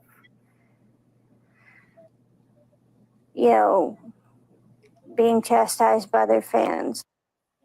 All right, Chloe Malas joining us now live. Chloe, we just heard a very strongly worded statement from Jay-Z. What else are you hearing from him and his team? Yes, so his attorney said that they're going to ask the court to, quote, dismiss this frivolous case. And also moments ago, we heard from Diddy's legal team, and I want to read you some of what they said. They said, quote, this is the beginning of the end of this shameful money grab. And remember, he remains behind bars at Brooklyn's Metropolitan Detention Center, and his criminal trial begins in May. All right, very thorough reporting there. Chloe, thank you so much for that. Man. Boy, I'd have heard it all, bro. I'd have heard it all. You get dropped off 5 hours away. Hold on. You get dropped off 5 hours away from home. You say you got sexually assaulted, went to a gas station, call your daddy. He just knew where you was and came picked you up. Y'all drove home for 5 hours in silence, and you think your daddy forgot that? Do they not understand what the silent treatment in a black household is the worst thing ever? Yeah. Because the silent treatment would be after you get home, because you ain't gonna get on silent treatment on the car ride home. You can forget that. Nah. That ain't gonna happen. Kind of motherfucker, son of a. I mean, shit, you gonna learn some vocabulary by the time you ride 5 hours and you didn't 5 hours. Cause see, and see that's the thing. That's 5. You got to keep in mind that's 5 hours going and 5 hours coming back. Yeah, so that's the a 10 first hour 5 trip. hours is him talking to himself. How the fuck did you get here? And the other 5 going back is gonna be how the fuck did you get there? Where the fuck you coming from? Then they drove home, bro. Do you hear not that only part? that, Big Vibe, you got to think about this also. The first 5 hours is going to be him driving from home going down there, and that whole 5 hour trip, he's trying to talk himself and convincing himself not to kill you on sight when he sees you. That's the first 5 hours. Right. But he knows she got automatic, so he may not, he. Man, you kill me when you say that automatic shit. You kill me with that. You say automatic. I'm like, what the hell he talking about? Oh shit. Damn. Yeah, she got automatic, and not in her story. Her story proves that she got automatic, because this shit is fictional like a motherfucker. Yeah, because see, like I said, it's a 10-hour trip. The first 5 hours, he got to talk himself into not killing you on sight. The second 5 hours is when you're going back, he's got to try to convince himself not to put his hands on you going back home. Well, we got a whole lot going on in that 10-hour stretch. We gotta make it clear. We gotta make it real clear, and this is no knock against noob though. We talking about niggas versus white folk. Nigga, you getting your ass beat, period, if you black. You 5 hours away from home. How the fuck did you get 5 hours away from home? White folks, her daddy probably didn't see nothing wrong with it. Well, he probably didn't realize it until he got home. Well, honey, I went to pick up Lily, and when I come to think about it, that was a 5-hour drive there and a 5-hour drive back. I wonder how did she get there? I don't know. She probably wrong the way. Yep. Now they're gonna be some. Now they're gonna be some that's gonna have a stern one. They're gonna give them a stern talking to in the car. They're gonna be some tough questions that probably gonna be back more than likely. But we talk about a 10-hour round trip. Man, if you black and you call your mama, your mama could have been dropped you off 5 hours away, and you call her and tell her you need to be picked up. You getting cussed the fuck. You getting your ass got. You better have a good ass reason why you need to be picked up. You might not even get picked up that day. Nope. You gonna get picked up when she make time. When I make time for you. Let me see when I can get back to you. No, it's gonna be about another couple of days. I promise you that. Yeah, you gonna sit your ass over there and think about next time you actually go 5 hours away. In black household, they're gonna make an example out of you. And please, and don't let it be a situation in which they beg and pleaded for you to take them down there too. And they've been talking about, you've been bugging me to do this whole damn time. You've been bugging me and bugging me and bugging me. Now I go ahead and drop you off. Now all of a sudden you want me to call me. You want me to come get you. No. You're gonna keep your ass down there for a good little while. You begged for it, you wanted it, and you got what you wanted. You're right. I don't believe she knew who Jay-Z was. I don't believe she knew who Diddy was. I don't believe none of the shit she said. I believe this girl had a fucking dream and try to make it a reality, and she just ran into an ambulance chaser. I believe she knew. I believe she knew who they were. I believe she knew who they were. I just believe that she wanted to put together her own little reality show in the process. They need a believable story. They need to put the picture up like they did old girl. Put the picture in front of her and ask her which one is which. She gonna say LL Cool J. You know we done seen that shit. Yep. And like you said, like you kept saying, Big Vi, that automatic kick in sometimes. Oh, then the story turn around, be a little bit. and she And traumatized then it a little if bit more than you'd have what it been is. sexually assaulted and you call your dad come pick you up, why would you have your dad drive you home? Then there's that part. No hospital, no rape kit, no nothing. Just picks you up and takes you back. You 13. I'm assuming you're a virgin. You ain't bleeding. You have. I mean, what the fuck? Like, I don't mean no offense to anyone, but you 13 years old dealing with some grown ass men that's, having their way with you, and nobody sees that you are in distress. You go to the gas station, let me use the phone, call your dad, he picks you up, notice nothing about you, out of character. You go home, nobody noticed nothing to you, nothing out of character about you. I'm trying to just, and I don't want to dismiss her, but I mean, it's hard to be on her side in this situation. It's very hard, especially when you talk about the 5-hour road trip and 5 hours back. Yeah, then the girl who drove you the 5 hours is dead. Your daddy denied the claim. The people you say you saw at the goddamn party, they Oh, that denied. part there, that was hilarious when you pulled that up. Said they wasn't even at the damn VMA Awards. Kind of like old girl who said in R. Kelly Chicago, trying to talk about R. Kelly was at the Black Expo in Black Expo in 2000 yeah in 2000. He was at the one in 1999. I think she said he was at the 1999, but he said he was at the 2000. Expo in 2000.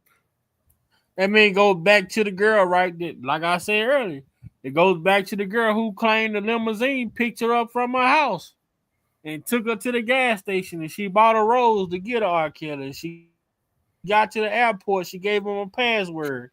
She flew to Minnesota. Nobody questioned where the fuck this girl at. Her mama, her brother, nobody. You 16 years old. Nobody is asking where you at. You come back home the next day. Nobody asks where you been.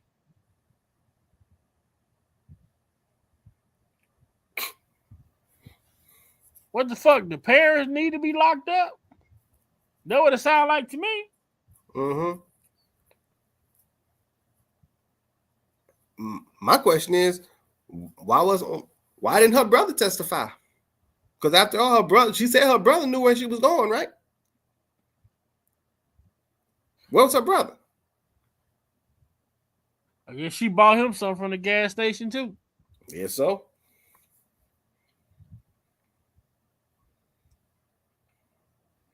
I mean, you talking over 20 years ago. I mean, all this stuff seems to be, it always seemed to overlap. Because, see, that happened in the VMAs in 2000. Then you had Jay-Z's Reasonable Doubt album come out like around in 98. Diddy had his own album that came out in 99, which R. Kelly was on single on that same album. And then R. Kelly's album dropped in 2000. All that going on within that 2-year stretch. Then the VMAs pop up. But the fact that she says she feel like she live inside a ball where the fire is inside the ball, how are you living? I'm still thrown off by that one. How are you living? This motherfucker got a whole Dragon Ball Z analogy in the goddamn some shit that she went through. I'm like, what kind of ball are you talking about? We talking about what? What ball we talking about?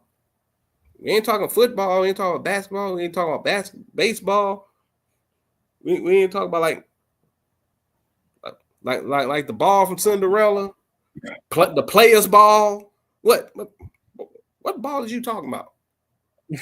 Right, right.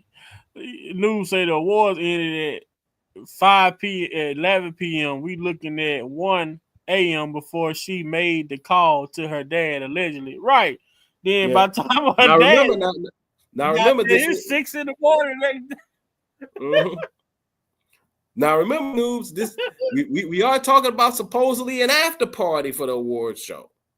So then that would have been maybe the couple hours after party. Yeah, she was the after party. After so party. They didn't see her until after the after party. So you're talking about 4, 5 in the morning, 3, 4 in the morning. Yep, at least. Talk about 6 a.m. before he arrives. Hold up. Wait a minute.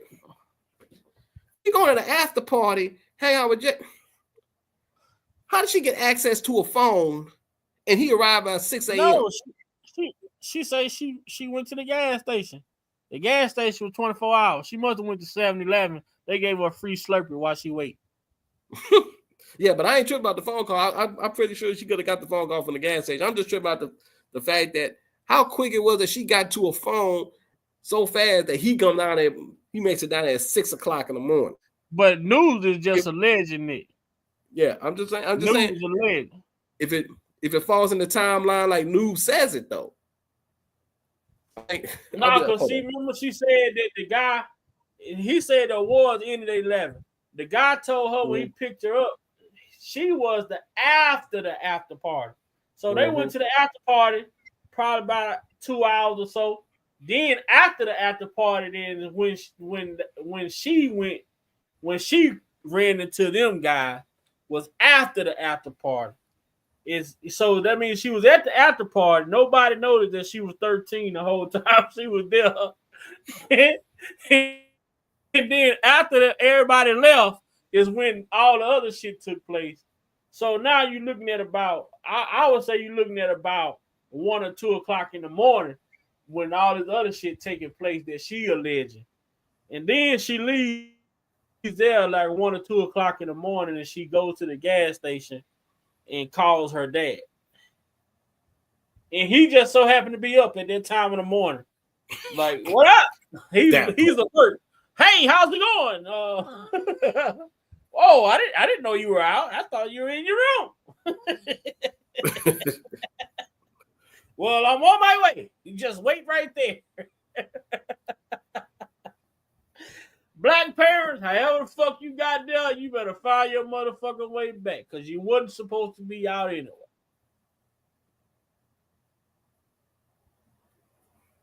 Yeah, be like, and see, and you being a kid back then, shoot, hell, you be like, look, you don't even want to face your parents. Nah, we was sneaking out. You don't the fucking window and shit, man. After you get busted on that level, you don't even want to face your parents at that point. You like, nah. You look like, look. If you at a police station right now, like if you at a police station, like, look, I'm gonna need as much police protection as I can get when my dad get down here. Right, I'm not even supposed to be here, motherfucker. I remember the time. I remember being younger, and you start getting into them girls, man. I remember this one girl. She convinced me. Her parents always go to the casino on the weekend, always, and she like, oh, they be gone from Friday to Sunday. Boy, I went over there one weekend. They fuck around. Came home on Saturday. What? I was stuck in that motherfucker. I was stuck in that crib for a whole day. I was stuck in there so long, J-Rock. I told her I'm finna just walk out the fucking front door. Why they sitting in the living room? I'm finna get my ass towed up when I get home. I'm supposed to be at home. I'm trying to protect you. You got me in this bitch under the bed, in the closet, in the bathroom, all type of shit. Now here I am, my mama, granddad, everybody looking for me. Damn. I told her, you know what? I'm finna walk my ass right out there fucking front door, right through the living room while your mama and dad is sitting on the couch. They better not say nothing to me. I ain't took nothing. You better let them know. For real. Man, I did some wild shit back in them days, boy. Yep. And News said, "Hey, News, I agree with you. I would recall too waking up at 1 or 2 o'clock in the morning, driving 5 hours to get my kid. Hell yeah. Then drive 5 hours back. Shit, that shit you gotta make plans for. You don't just drive 5 hours unintentionally. You gotta plan for a trip. That's like us, J-Rock, driving from Texas to Louisiana, man. Mm-hmm. You don't just wake up and I'm gone. Hell no. Shit, you making preparations the day before, loading the car, all type of shit. Going down there, I'm like, and you down there in Houston? Oh Lord, nope, no. There's and see the thing is, this is why I don't believe it happened because with certain parents, if you do anything else fucked up, this incident gonna come up. Mm-hmm. They gonna bring this up whenever you mess up again. They gonna bring it. They will remind you of this until the day you or they die. They gonna remind you of this. But who the fuck moving from Rochester, New York to fucking Alabama? Make sense. That part. Well, who the fuck moved from Alabama? Who the fuck moved from Rochester, New York to Alabama? All the places you can be at in the fucking world. You move from Rochester, New York to Alabama. And they ain't got nothing. It ain't no knock on Alabama. But who the fuck moved from Rochester, New York to Alabama? I don't know. Same people that'll go up to Minnesota on a password on the plane and then fly back.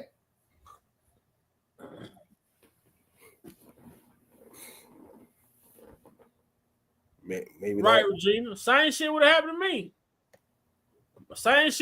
to me. But I guess because she was automatic. I guess by her being automatic, they understood the shit that she did. I don't know.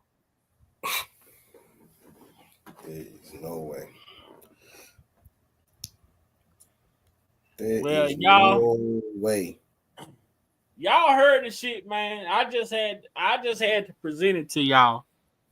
And I'm sorry, God forgive me, but this automatic shit and this girl sounding the way she sound, I don't want to say I don't believe her, but I don't fucking believe her at all.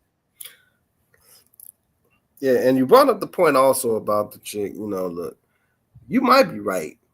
Her and Gina Gold might be a clanmate, bro. That's what I'm saying. Yeah.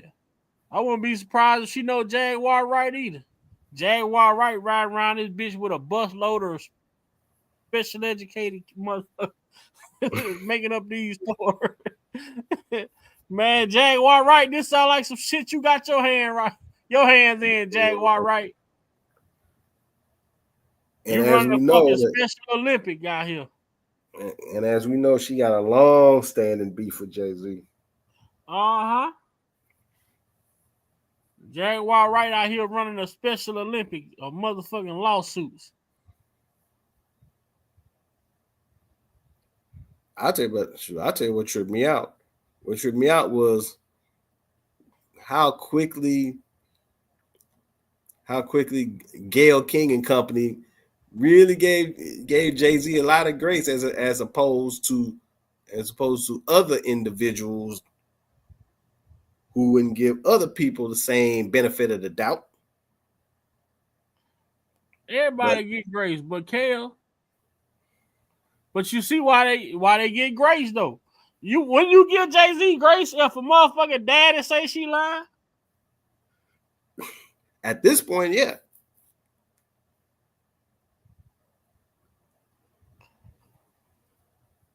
Her own daddy say she's a liar.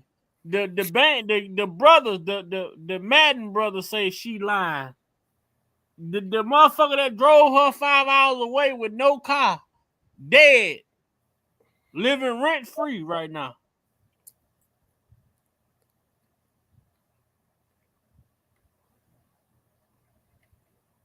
I guess might well go put a fucking phone to the grave, her grave site, and put it on Bluetooth. Maybe she'll tell us what the fuck happened. So that'd be the way that the friend would be able to talk like well, yeah. I don't recall ever driving her anywhere. I don't know nothing about what she's talking about. 5 hours. I rarely even drive 30 minutes up the street. Near driving 5 hours, no gas money, no nothing. No, Beth Ann lying this time. I didn't have nothing to do with that.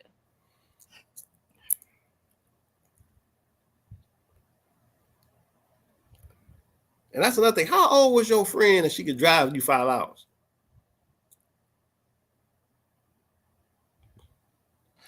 She said Trump said he is going to pardon Robert. You believe it?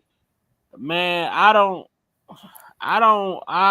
Regina, you will have to email me when it pertains to that, because honestly, I just don't want to I don't want to speak on it, because I don't want to have any issues with people and their opinions about that situation. So Regina, email me, or you can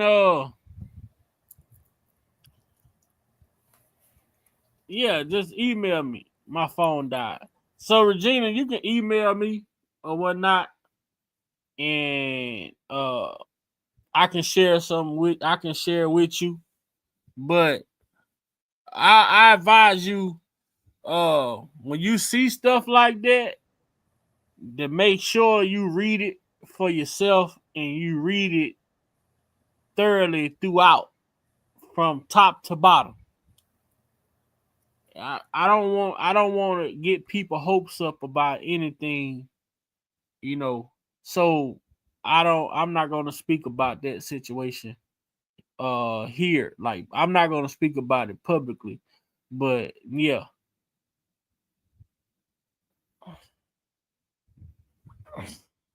Most definitely, news. Take it with a grain of salt. And then they went so for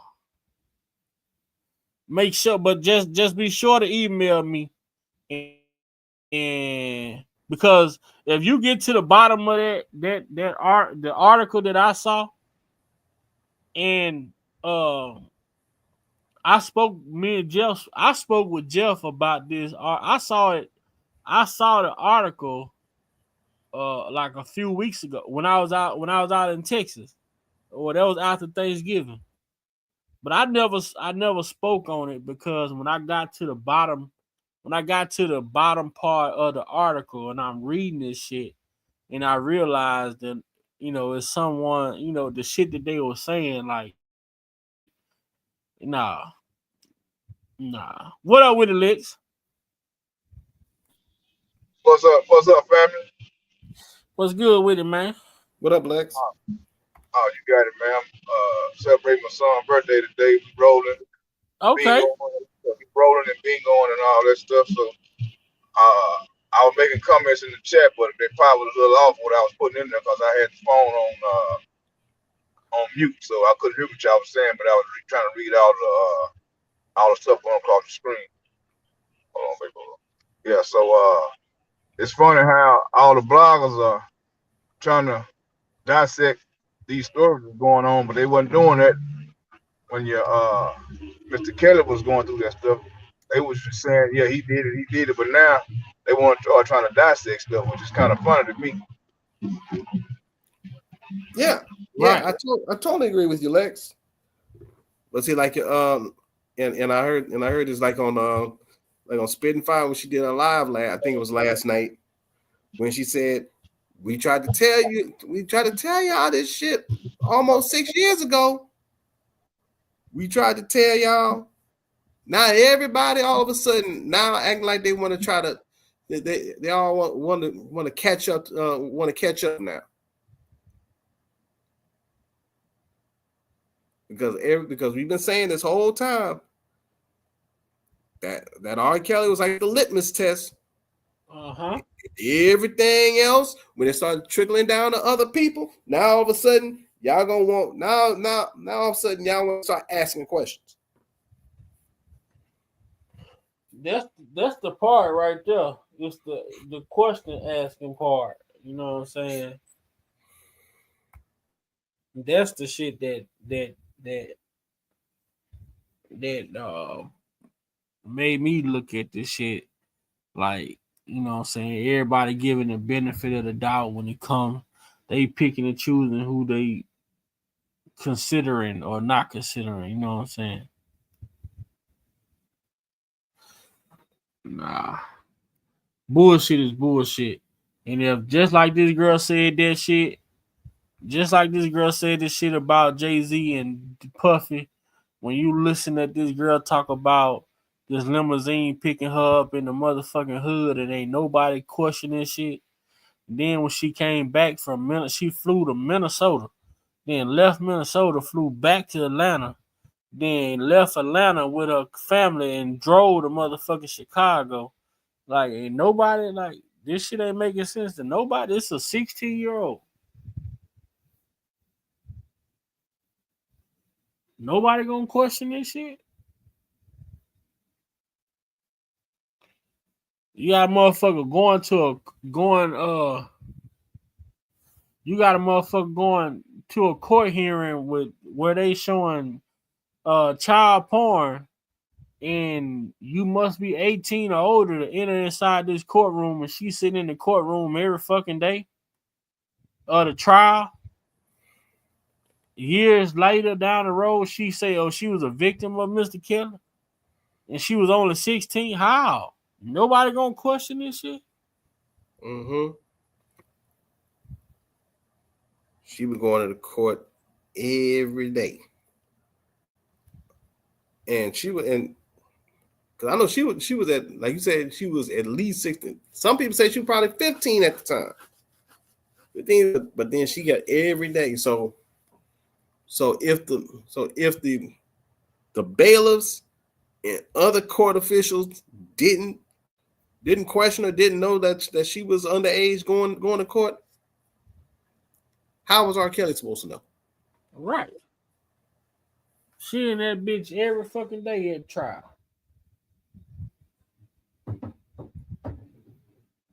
With her little bald head and that. Don't let me leave that part out. Bald head motherfucker. Yep. And she had kids then. Her sister say she was out there doing something strange for a little piece of time. Yeah, what was the name of that? What was the name of that talk show she was on? Damn, I can't remember the that name. The sister came out and then saying if you don't straighten up, I'm gonna take your kid. Not Wilco was his. Was it Steve Wilco? Was it Wilco? Or what's the other dude's name? I want to say it was. It might have been because I think this was after Jerry Springer. Yeah, I believe. I'm okay. Thank you, love unconditional. Bill Cunningham. Bill Cunningham. Yep. Bill Cunningham.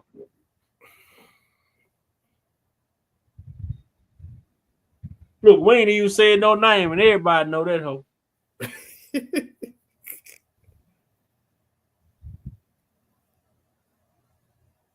Well, how many people have fake ID?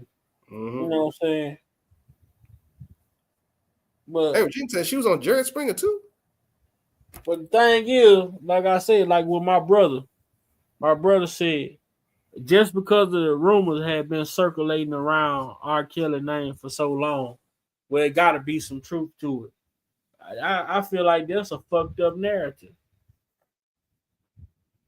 I feel like that's a fucked up narrative to have, you know, as it pertains to anybody. Just because a rumor been circulating, it has to be some validity to it. Man, that's bullshit. Motherfucker don't like you. Shit, that don't mean what they say about you is true.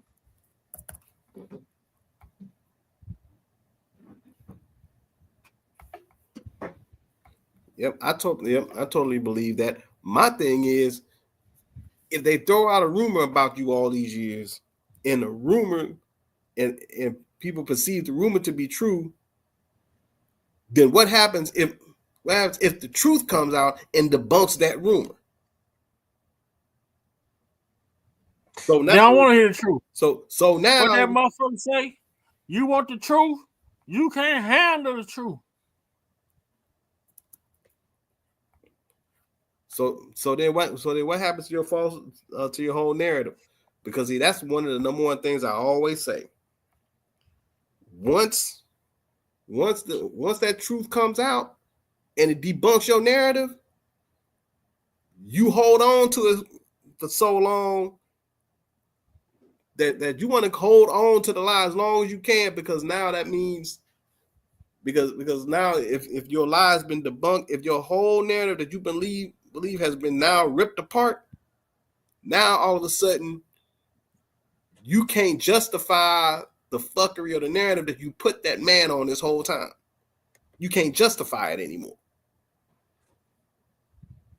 So now since you can't justify it and you can't handle it, now you have to deal with the fact that this whole time you helped push a false narrative and literally destroy the man's name, legacy, whatever, because of a rumor that wasn't even true. And you had a hand in it in the process.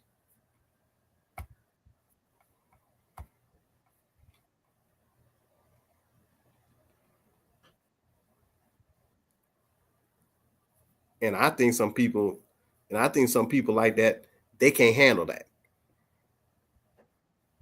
Because they want to be, because I think they want to be right so much to the point that I have to be right. It has to be true, because I don't want to be responsible for destroying somebody's life for something that might not be true. It's got to be true. Because I think a lot of these people can't handle the guilt. Nah, they can't. It comes with that.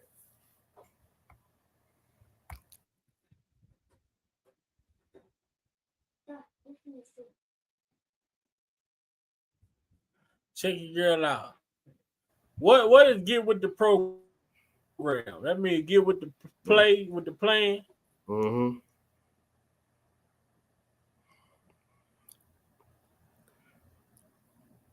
That means whatever's laid out, you got to be down with it.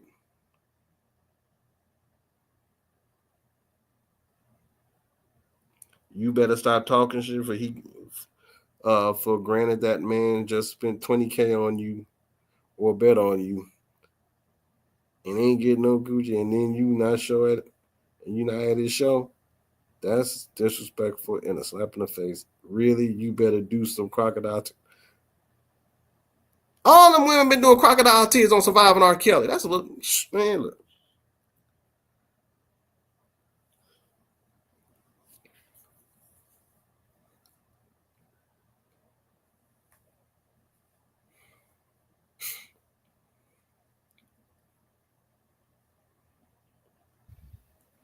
Now, this was the crazy one right here. You need to let him know your age, because he in public doing stuff. He think you of age, so he don't care. But when it comes out that you're not, and you did not tell him, he's gonna look stupid and will be really mad, because you will make him look like an idiot. He may not mind your age, but that's not. He said, but that needs to be his decision. Don't assume. Look, I don't think R. Kelly minds being looked at as an idiot. Idiot ain't the worst part of it.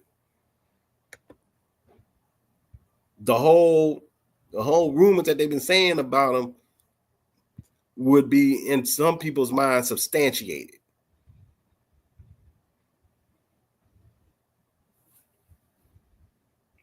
And that's going to be the messed up part about it.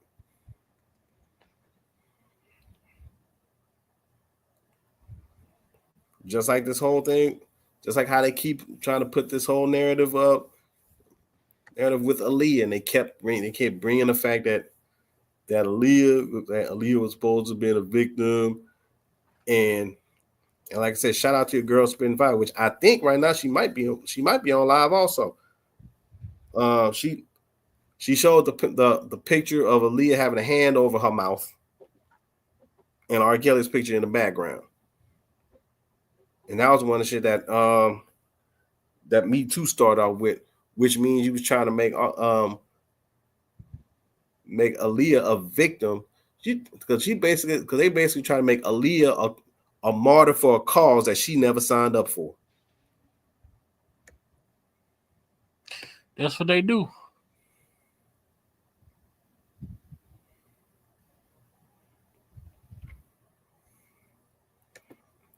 And see, I noticed ain't nobody had an answer for this. For that right there? Nope. Ain't nobody had an answer for that. I've not heard any comebacks from this.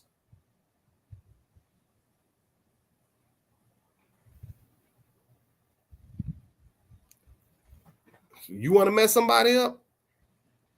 And then they talk about, well, we all know he married Aaliyah during the process. You tell them, well, why didn't none of y'all tell me that Aaliyah filed a lawsuit against Cook County prior to her death? I guarantee you will everybody. I guarantee you will fuck everybody up. You say that, J-Rock. Not only that, Lex, why he not in jail for doing such a crime like that? Why he didn't go to jail for doing something like that back then? That's another question. But you want to know what they're gonna say, Lex? Paid him off. That part, and also he said, well, R. Kelly had a lot of power with him, a lot of pull with him, because he had off-duty police. He had police on his payroll. That's why he was able to get away with it. Well, if that's the case, shoot, hey, boy, I tell you, it goes back to the public record thing when you supposed to have a docket number as what's the guy name we talk about every now and Conundrum? Yeah, Q. Yeah. You supposed to be able to look up and have a docket number. I mean, when you come with facts like that, they don't have nothing to retaliate with. They start talking about the tape. Yep. That's their backup plan. Yep. So here's my question: if R. Kelly is supposed to have as much pull as you say, why didn't? Could somebody explain to me R. Kelly's inability to shut down Susan Loggins and her lawsuits against him if he had as much pull as you say? Because the woman had a damn billboard in Chicago talking about, you want to sue R. Kelly, you can call her.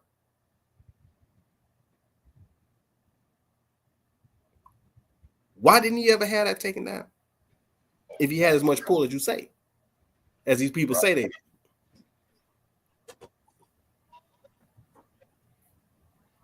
And another thing they don't talk about is, as you say, that he's supposed to have all this pull and he paid people off.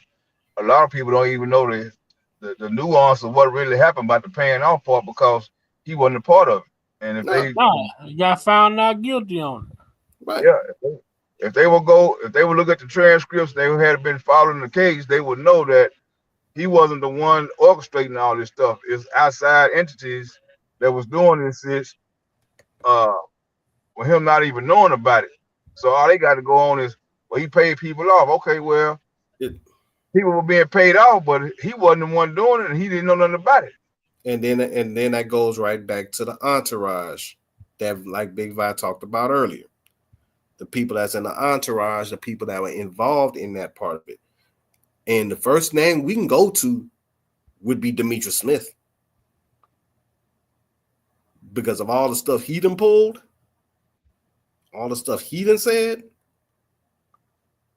talked about, well, I was the one that went on ahead and got the facilitated the ID for Aaliyah for her to get married. And this, that, and the third said, well, I was the one that drove him down to downtown Chicago. Go ahead and get like a work ID to set a work to get an ID for her to set all that up in motion. And the minister said that Demetrius Smith asked for the marriage certificate. Matter of fact, turned the marriage certificate over to him. Whenever there's a marriage ceremony and it's always ended, the minister at that point takes that marriage certificate and turns it over to the state. But instead, you give it to Demetrius Smith. Why? So then Demetrius Smith would have the marriage certificate, and then he turns it over to Vibe magazine, and that's how Vibe got a hold to it. Because he mad. Yeah. He want to stick it. He want to stick it to him because he feel like, man, you stopping my money, so I'm gonna make you pay. I'm gonna let the whole world know that you doing some frivolous stuff, and then the whole world gonna know. And right today, people still in their feelings about this whole orchestrated hit on Mr. Kelly because people who didn't want to work and get their own hustle want to try to get it off of him, and he said, "No, I'm not rolling with y'all no more because y'all stealing from me, y'all doing me wrong. So I'm gonna go ahead and make my own thing, and y'all want to go and get y'all a job." And that's how it's supposed to be. You don't sit nobody up like that because you pissed off. Right. Go get your own money. And Regina, you just said a comment right there that is so factual. So factual. A lot of people go by hearsay when it comes to his case. They don't know what he's locked up, what he's charged for. I told them reading this fundamental, they was mad. That is absolutely true. You ask the average person what he charged for, 9 times out of 10, they don't even know. They don't know. They're gonna say some little girl. They don't know.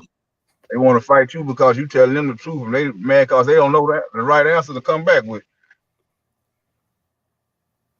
There's even this shit right here. I tell people, you got this shit right here. And this lady said,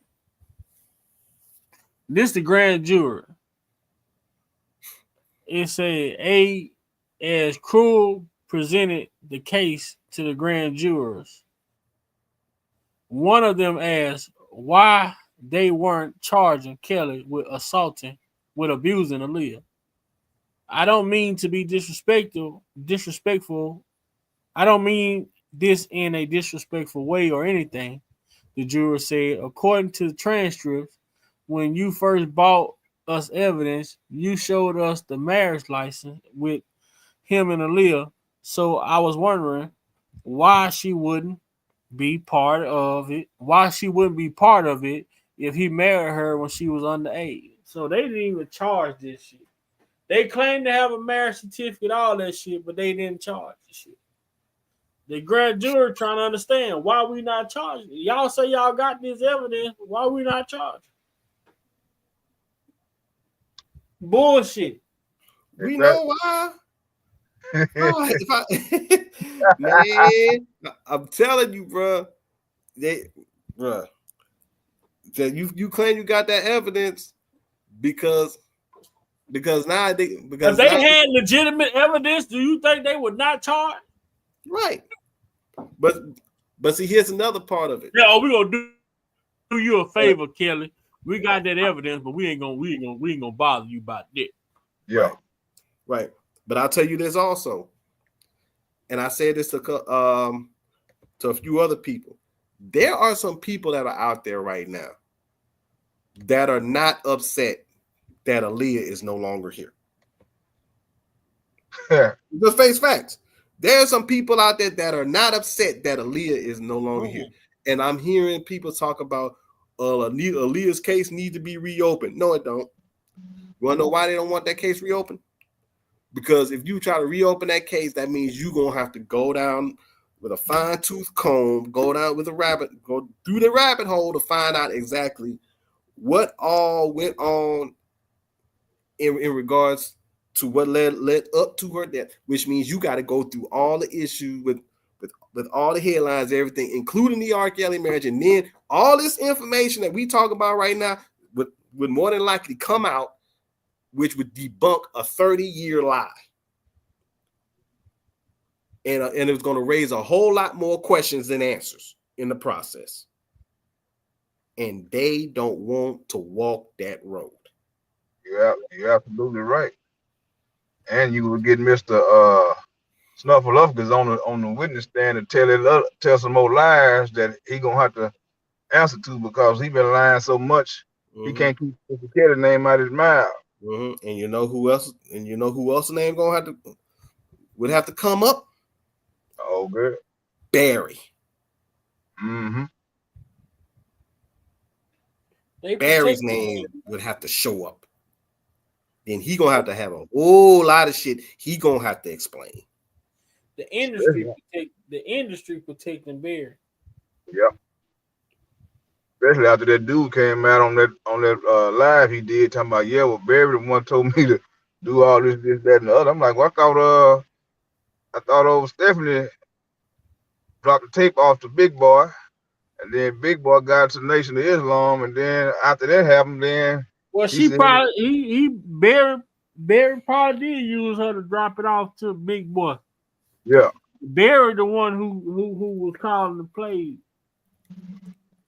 Yeah, Barry, he was hurt like McDavid was. He mad because he can't get that money.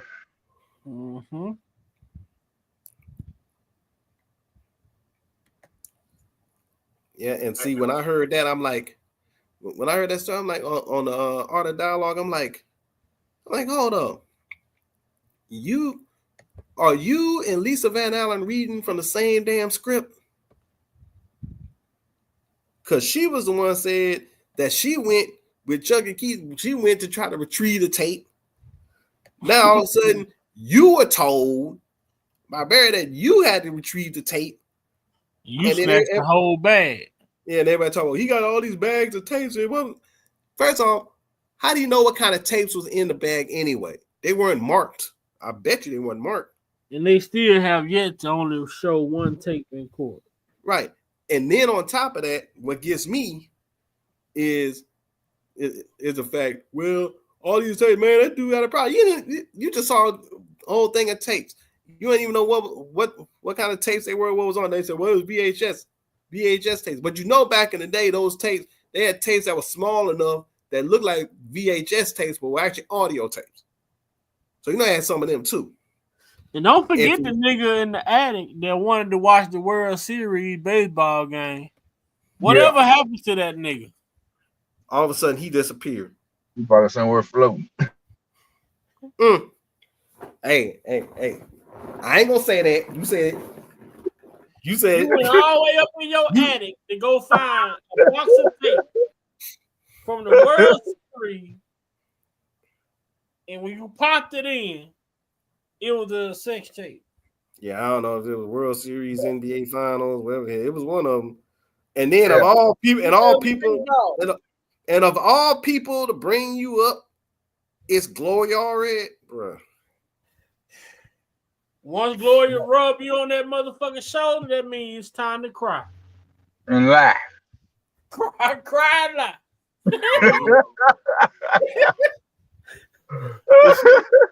But she rub you on that motherfucking shoulder, you better get the crying, motherfucker. Your ass is drop. Either that or you see how she look at you, boy. She got that look that will burn the side of your damn head. You better start crying and start slinging snot and slobbering and everything. And this is why we see a lot of these civil cases. You know what I'm saying? And I shared this with y'all in the group chat. But this is why we see a lot of these civil cases. Because they come with a civil case just so they can bring a criminal case. They bring the civil case to try to get you to settle. So once you settle, that means you are admitting to shit that went on in this civil case. So depending on what you are admitting to, if it has any criminal elements to it, then boom, they finna bring criminal charges. And you done signed off on it when you paid out on it. Yep. And it's bad that the jury, well, not the jury, but it's bad that the judicial system are not being forced to really fight to gain and gather evidence according to what they charging somebody for. You don't get to not do your job and decide, well, I know I got a Joker card. I got the high Joker card, so I can use my high Joker card to get this person locked up and get all their assets taken to where they can't fight their case, and I can just go on and charge them for a Mann Act, and we can hold them and go back 30, 40 years, and whoever say something off the strength, people believe it, then we can go and convict them. It shouldn't be like that. They should change that. No, but it's up to your lawyer though. But see, this right here is a very this strategy. This is a good strategy that they came up. This is like a technique. Yep. No different in how you shoot a jumper, how you hold the ball, how you throw a ball. You know, this way they go about it is a technique. They want to come at you with this silver shit because they know you gonna settle more than likely. But you didn't settle and you haven't read the fine print. You haven't read what you settling to. You know, I'm not sure how familiar you guys and ladies are with the YSL trial. It's over now. But it was one particular person in general during the YSL trial. The guy name was Moon Toon.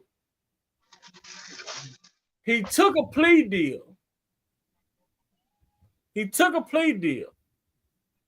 And signed off on a plea deal. But the issue with him taking the plea deal and signing off on it was him and the prosecution went back and forth about his plea deal, the wording in the plea deal. They went back and forth until they felt as though the government, the prosecution was giving them what they wanted in their deal. So after going back and forth, take this out, add this, add that, take this out, whatever. They finally come to an agreement to say, okay, this look good. This deal right here is the one we want to do. Boom. So guess what the prosecution does? When Moon Toon and his lawyer sends the deal back that they agreed to, the prosecution go back into the deal and they add other shit and insert other shit. Well, they kept the beginning the same. So when Moon Toon lawyer got the plea deal, he must have just looked at it, and when he saw that the shit in the beginning was saying what it said on the other one, he thought that it was all the same. So he had his client sign the plea deal, only to find out once they got in court that the prosecution had added shit in the plea deal that they did not agree to. But the only reason why they were able to do that is because Moon Toon lawyer, when the prosecution sent the plea deal back to them, the final draft, he trusted them and didn't go over it and just had his client sign it and admitting that certain things was gang related or whatever the situation may be. And the guy sat there and said, you know what? I didn't agree to that. I didn't tell him that. That wasn't supposed to be in there. I got the emails, but your lawyer had you to sign this shit. As in you agree to the factual acknowledgments of this plea deal. So when you sign, when you are hit with a civil lawsuit and you settle that civil lawsuit, that means you are agreeing to the factual acknowledgments in this lawsuit. So if these factual acknowledgments in this lawsuit have criminal elements, now you could be facing criminal charges, even though you didn't pay it out.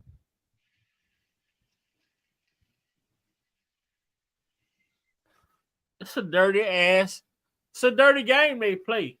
But you have to be your best advocate, man, when it comes to this shit. No lie. That's what I always say. I always say before you sign something, you got to make sure you read and understand what you read and understand what you're signing, because if you don't, hey. And not just you read it, and not just your lawyer read it. Get you a second lawyer. You want to have as many eyes look at this goddamn paperwork before you agree to anything. Because they're not gonna feel sorry. They're not gonna feel sorry for you. No. Wait a minute. Hey, I did that wasn't in the thing. I didn't. Yeah, no. It's too late they now. Locked his ass up, revoked his, because he got up there on the stand and said, "Hey, I ain't agree to that, or I didn't say that, or this ain't true." And next thing you know, the government said, "You know what? We gonna lock him up." I got something else I want to show y'all. Let me show y'all. Hold on. I got to upload it right quick on here. When it came to what's her name? Roshona Landfall. Watch this shit.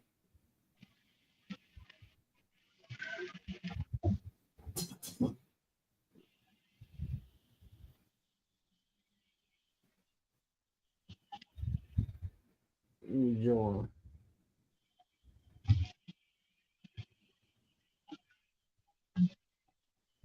Let's see if I can get this on here right quick.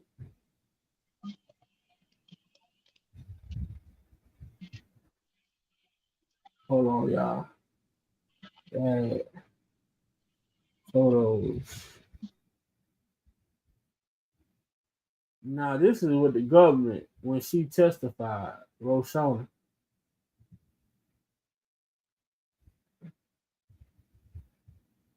All right, let it upload right quick.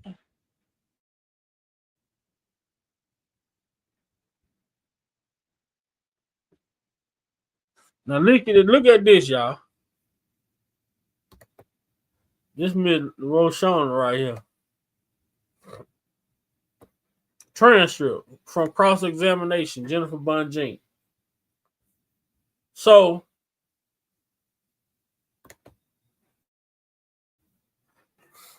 Bunjean asks her, question. So the government say you have to tell truthful and complete testimony, but in the event that they determine that you violated your provision, or they determine that you did not give truthful testimony, then there would be consequences for that, right? Her answer, yes. Question, okay, so it's them making the determination, not you, right? Correct.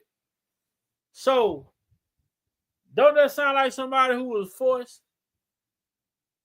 to testify? Yeah. Mm-hmm. Shout out to Level Up. Shout out to Level Up. Don't that sound like somebody who was forced to testify? Yeah, you can always look at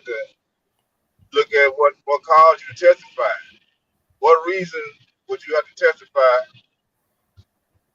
How was your life changed, or what was your life in shambles before you had to testify? So you can always.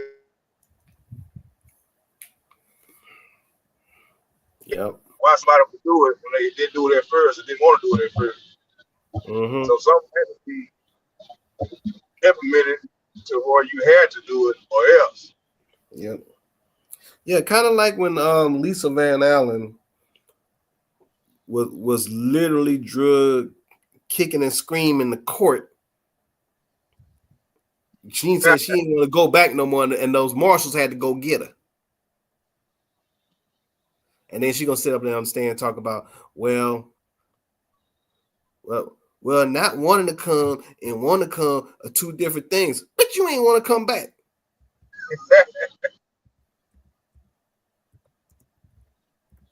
Not trying to switch that. Well, not coming and coming are two different things. Yeah. And see, coming on your own and having U.S. Marshals go get your ass is something different too. And then she ready y'all to stand talking about she was sweating. No lies.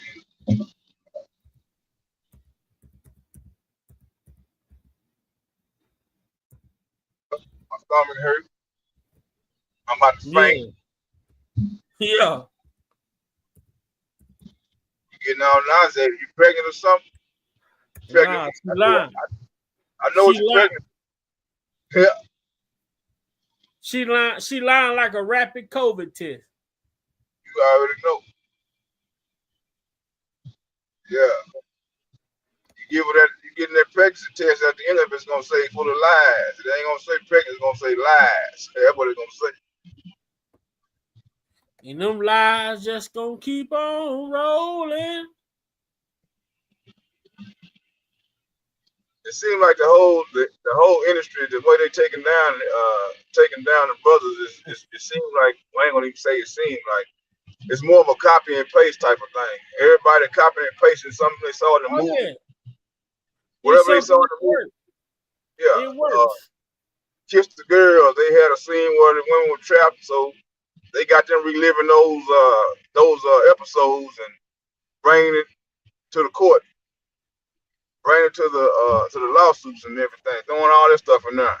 And then how you gonna fight something like that when they can go back all these different years and then they say, well, we ain't got to tell you who it is, or you ain't got to see their face. As long as somebody lie on you and you got money, we gonna burn you. We gonna make you spend money to fight this case. And then when you run out of money, we gonna lock you up before or after we decide on what we gonna do with you. And then we're not gonna give you no bail because you got people out here saying that you threaten them. Whether you threaten them or not, it's not the point of emphasis on, well, hey, I need to fight my case and I can't do it in jail. And people who out here doing these frivolous things, they not doing it on my behalf because I didn't tell them to. They might just be a follower and they like what I do for a living. So they riding for their own cause. They not riding for me. They not putting no information out there to prove that I'm innocent, but they doing stuff that help y'all succeed in what y'all trying to do. And that's what's really going on.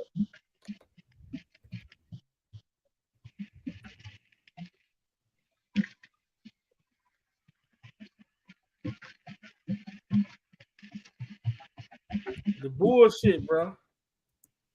Yeah. Yep. I'm wondering after this here, who they gonna go after next. I mean, you got two biggest guys out there, so I keep on hearing Oprah Winfrey, but I couldn't even fathom them getting a woman. But how about Jamie Foxx new stand-up special with the same shit that Martin Lawrence had on here? Oh yeah, that brown leather, whatever color it was. Coffee brown leather. And then you got a lot of people saying it reminds them of Martin Lawrence. I gotta go. I'm gonna check it out tonight. Oh, it's already available. I'm not sure. I'm gonna go. They say it's on Netflix or supposed to be on Netflix. I'm gonna go check it out. Yeah, I'm about to check it out myself. See what's going on with it. Yeah. Yeah, it's gonna be some interesting things going on in the next couple of weeks before this January 20th little action. It's gonna be some moving. I'm sure it's gonna be moving. There's gonna be some heads rolling. There's gonna be some people trying to get out of Dodge and playing tag, and hide and go see, and everything. And Well, they can and do R. what the Kelly fuck get they out. gonna do, cause get what I'm out their way, bro.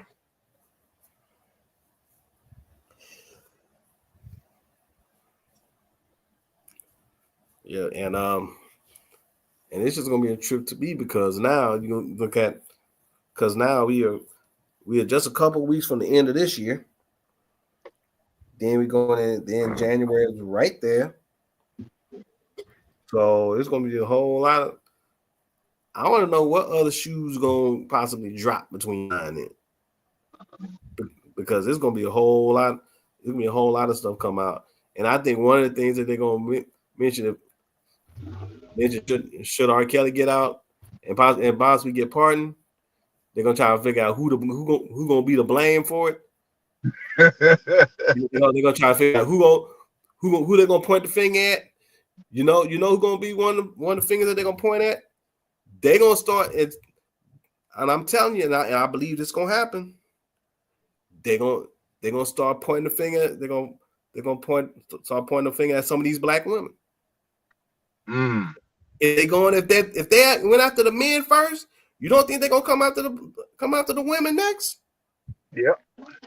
They're gonna come after the women. They're gonna go right to Kim Fox, because they're gonna bring up Kim Fox because if they bring up Kim Fox, not only are they gonna bring this up, they're gonna have to go back to that Jussie Smollett situation. Yep. And then they're gonna go back to her, talk about her incompetency in the office in Cook County when she was Cook County DA. Yep. Then they're gonna also ask the question: how the hell you being a Cook County DA, you get a $2 million donation when you running for re-election, and there's some senators and congressmen that don't get $2 million donations. Yep. Big funding. They all had big funding, and they didn't get the results that they wanted. So you're right. They're gonna be pointing the finger. They're gonna make somebody have to own up to that money they spent out. Somebody got to do something. Yep. As old boy say on what was that movie? Players Club. Do something to make me feel good. Mm-hmm. And then the other one, I think that's gonna wind up taking the L for it. It's gonna be somebody that supposedly is in jail already, and that's Michael Avenatti. Because Michael Avenatti went at Trump, and he's because Michael Avenatti's a common denominator between Trump and R. Kelly, and guess what else? Those communications between him and Kim Fox, they still haven't been released yet.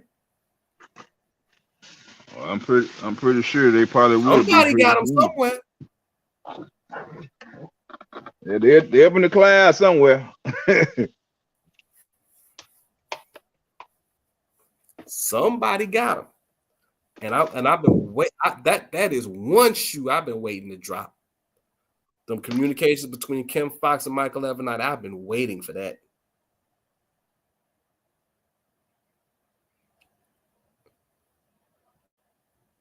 Because if that happens, it's gonna be a whole that's gonna blow the lid off. I guarantee you that's gonna blow the lid off the corruption in the Chicago case. That's gonna blow the lid all the way off on that.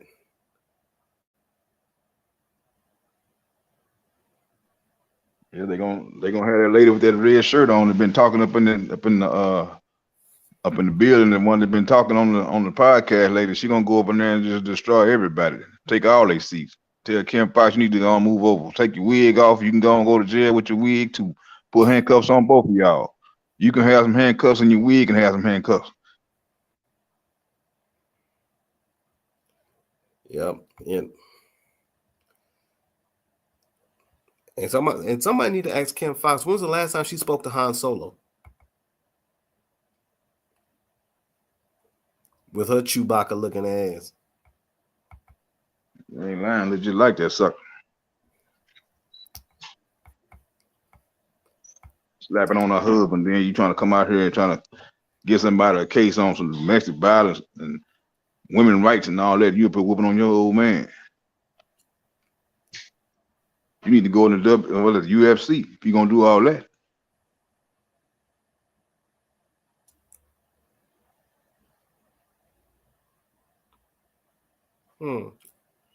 I see Rebecca Johnson in the chat said, if anyone ever read R. Kelly book Solar Coaster, page 281 tells Rob that in 2000 he found that when he parted ways with Barry, that Rob said he heard Barry sent the tape to Jim Derrick.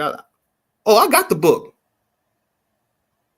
Matter of fact, hold up.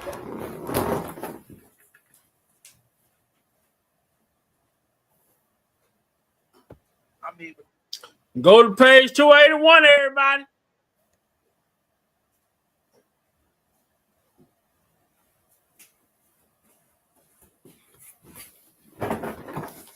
I got the book. Hold up.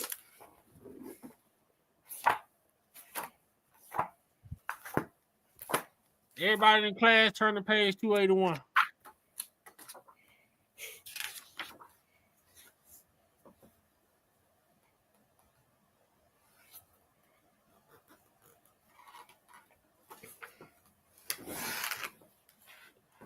I'm on it right now.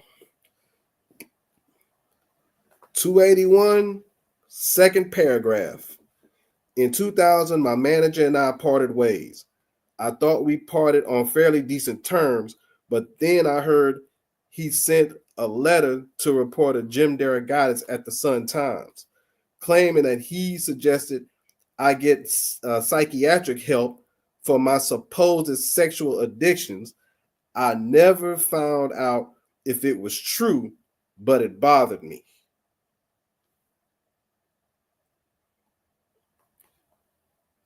And if you go a little further, I don't have to tell you that the wheels of justice grind slowly. Man, this case grinded so slow, I thought I'd lose my mind. Nearly 7 years of having to ask permission of the court whenever I want to leave Chicago. Go back to what he said. The 7 years, how slow. When you got motherfuckers like Jim Derrick trying to make it seem like R. Kelly was the reason why court was still being held up. Like R. Kelly, reason why the fucking judge fell off the ladder. Why, like R. Kelly, the reason why a prosecutor got pregnant. He said, man, this case grinded so slow, I thought I'd lose my mind. Nearly 7 years. 7 years of having to ask permission of the court whenever I want to leave Chicago. 7 years of lies, folks scandalizing my name, depicting me as a devil. 7 years of living with the sharp edge of a guillotine repeatedly hovering over my jugular. 7 years of sleepless nights and scary dreams. I was facing jail, financial ruin, the end of my career, the loss of my fans, and the loss of all respect and love.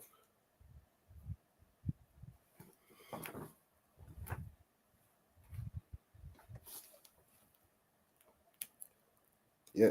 He said he sent a letter to Jim Derrick. So if Barry sent a letter to Jim Derrick, did the letter also include a tape? Right, because as you recall, Darren McDavid said that he told him that he was going to ruin R. Kelly's career. Darren McDavid said that during the trial.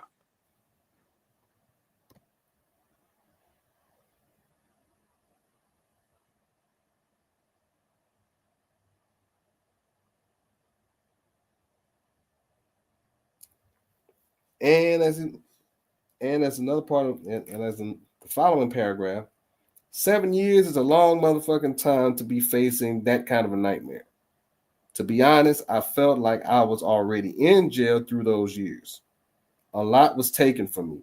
My pride, my dignity, my passport, and a hell of a lot of my money. It was a hell I wouldn't wish on anybody.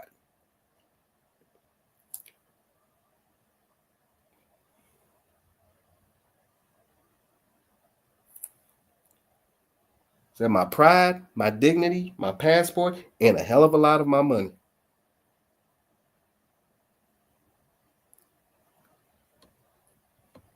They act like that man. They act like that man wanted to go through this shit. Nobody want to deal with that shit, man.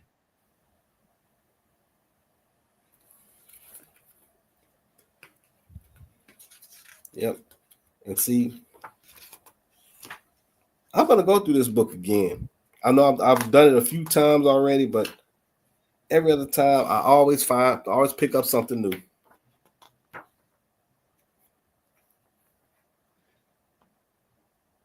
Hell yeah, man.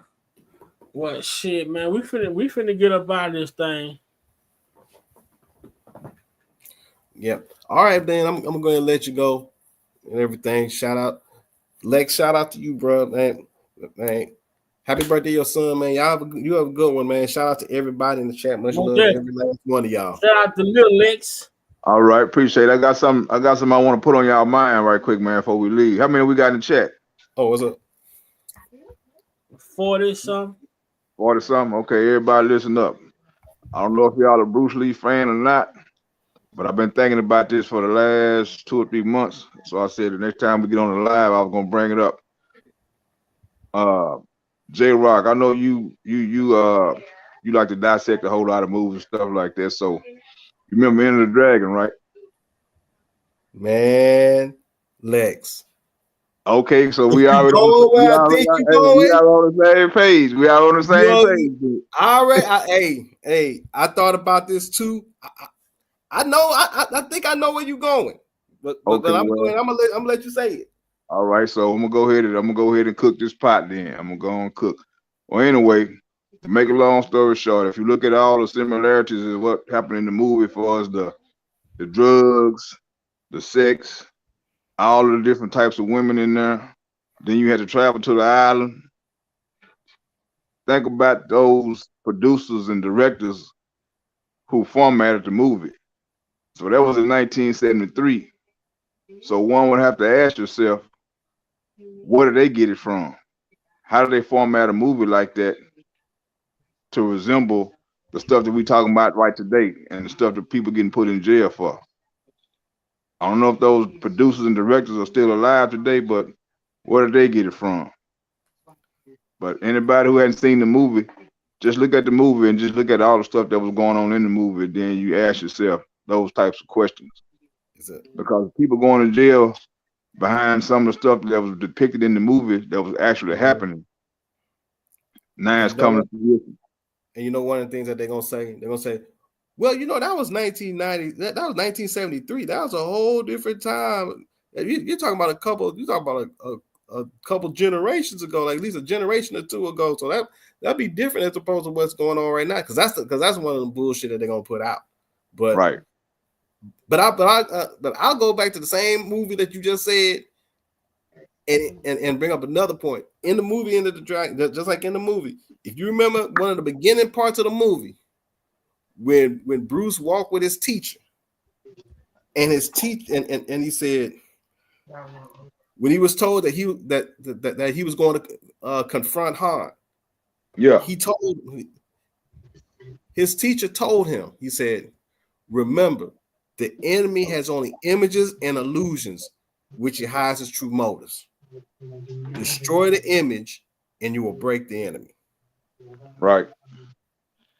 And the deep part about that is the fact that you got images and illusions. What they've been doing, they've been trying to bring up images of R. Kelly being a monster, while simultaneously creating the illusion of these being actual victims. Yep. But if you destroy the image, you'll break the enemy. So if you destroy the image of R. Kelly being a monster, you break the enemy. And they don't want hard to not allow. They don't want us to do the. They don't want us to destroy that image. They don't want you to do your research thoroughly. I mean, they don't care about you doing it, but when you do it, they want to make sure it's fitting their narrative. They don't want you to think for yourself and ask extra questions, not just ask questions, ask extra questions. Format something extra than what they got formatted, because they always trying to tell you how to think and how to react to stuff. So that was pretty much the purpose of thinking about that movie. And I'm glad you said you on the same page, because that movie, it brought out a whole lot of stuff that's going on that they want to change the narrative about. I mean, if the homeboy had an island, what's his name, Weinstein? If he had an island like that, that's the perfect scenario right there. You had drugs, you had women, you had sex, you had all kinds of stuff going on. Yep. Had his own private island. Yeah. Sure did. Han sure did have his own private island. So that's how that worked. And then that's why, and I go back to the other movie I've been harping on, which is Ricochet. Yeah. I have still blown people away on it. I got people like, man, one of my close friends I told about it. The movie, I think the movie's on HBO Max. You can actually pull it. I think it's streaming on HBO Max. You can pull it up if you don't have the actual Blu-ray or DVD or whatever. But go on HBO Max. I believe it is on there. But he pulled it up one day, and he thought about what I said about it when he pulled it up and watched it. He called it. Matter of fact, he didn't call it. I swung by his house, and he told me, "Man, I pulled that movie up, bro." I said, "Which one?" I said, "Ricochet." I was like, "Oh, you did?" He said, "Man, I sat there after that movie. I was dumbfounded." Because he said, "I thought about everything you said. And it ties into that movie perfectly." And he said, "And this movie came out in 91. I said, and he said, "Yeah." And I said, "Yeah." And he said, "Was this before or after R. Kelly dropped his first album?" I said, "This movie came out before R. Kelly dropped his first album.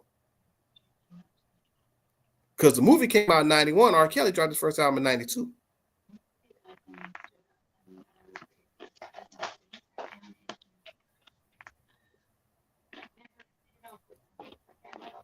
But then I really messed him up was I really messed him up when I really started to break down the additional details in the movie.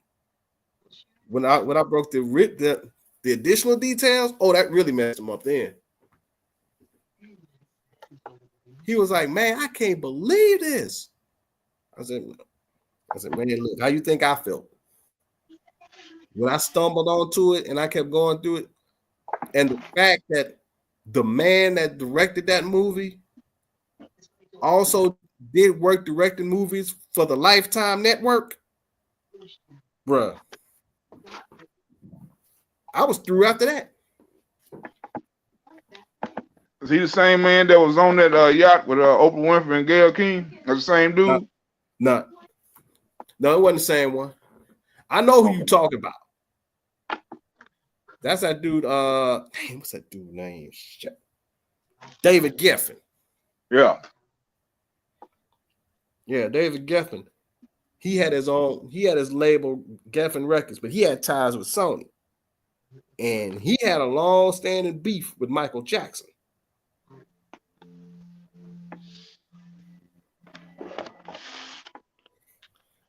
And Oprah and Gayle, they were only two black people on the yacht.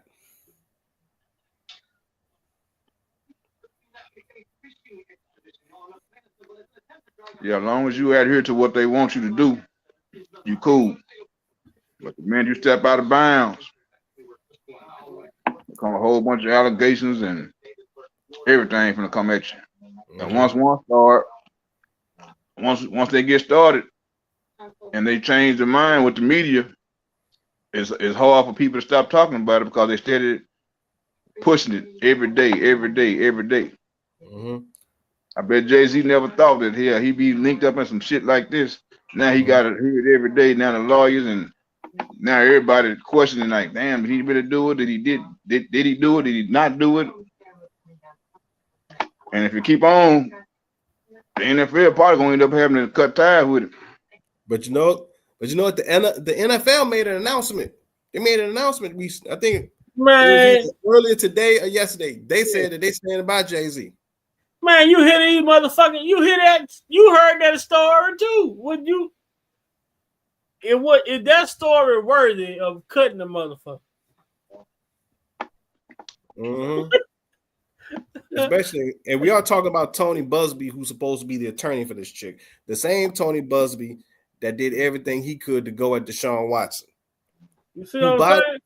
Who, by the way, now the NFL has come out with an investigation and said that they have now dropped their investigation against Deshaun Watson because they said now that they can't find anything that shows any kind of issue, any kind of discipline as far as being conduct detrimental to the league or anything of that nature. Because that's one of the things like to hang their hat on. They just give him his damn money back then, shit. Y'all didn't find shit. All the money he done spent out to all these damn fake victims, give him his money back. Yeah, so they came back and said that. So now I want to know now how this is gonna play out in his trial right now, because now the NFL saying that they don't have anything again with Deshaun Watson. Now the bad thing is Deshaun Watson has got a torn ACL and he's out, and he was already out for the season anyway. But now they said he's still owed $92 million guarantee on his contract. Well, they got to honor the contract. So he's getting 46. So he would get 46 next year and 46 the following year, unless Cleveland decides to cut him. I don't know if they're gonna do that or not, because with all that money, we're gonna see because you're gonna have a hell of an issue with your salary cap if you do. You ain't lying. So that's gonna be a whole other issue you're going to deal with. And there's one other thing I wanted to bring. Oh, I wanted to bring this up too. The Kansas City Chiefs' new punter. They got the punter. They got the dude that was accused when he was with Buffalo with some chick in college and trying to say that he supposedly had S8 or whatever. He got signed with the Kansas City Chiefs.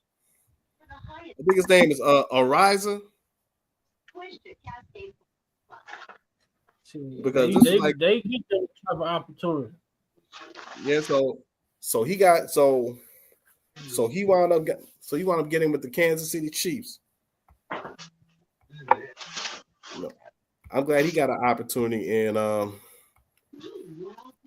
then there was one other player. There was one other athlete, it was a basketball player that was oh, boy, for Oklahoma, OKC. Oh, I know you're talking about Gritty, whatever his name is, Giddy. Yeah, Josh Giddy, yeah. Josh Giddy, yeah. You supposed to have him with a 14-year-old or 15-year-old or something like that? Yeah. They haven't brought anything up on him. They haven't brought up anything on him too much. I haven't heard anything. They didn't have it all plastered all over the news like they got Jay-Z and Puff. Giddy. No.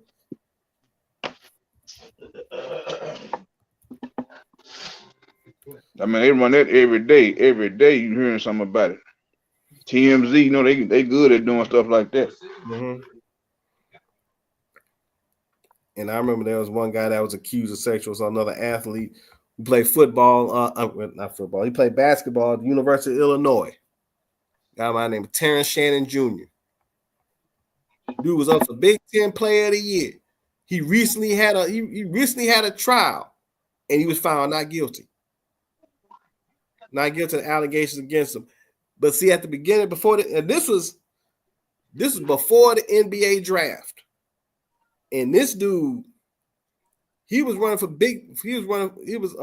for Big Ten Player of the Year. I'm trying to remember if he had won it or not. But he was up for it. And he was picked as a lottery pick, which means he would have been a top 10 pick. Oh, I think I know. I think I heard about that. But because of the allegation against him, his draft stock dropped.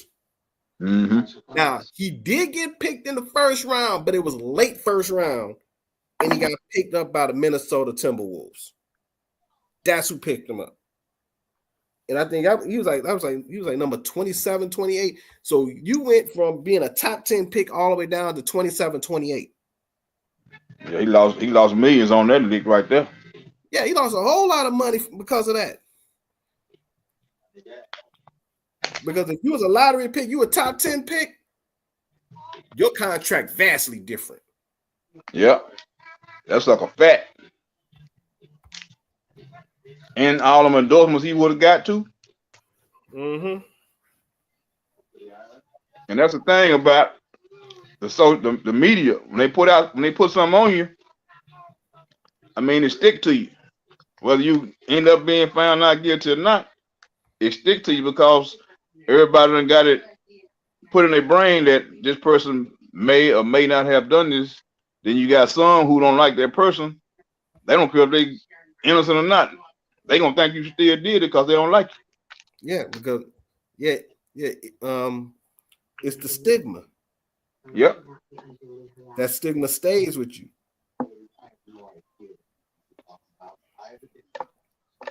And it seems like the only way that stigma goes away is if there's another scandal that comes out that's bigger than yours and people almost forget about it,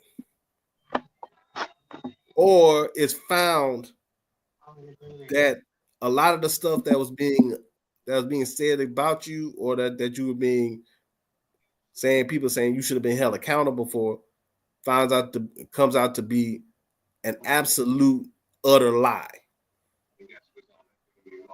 And you would have to get a public opinion for something like, a public apology rather, on something like that.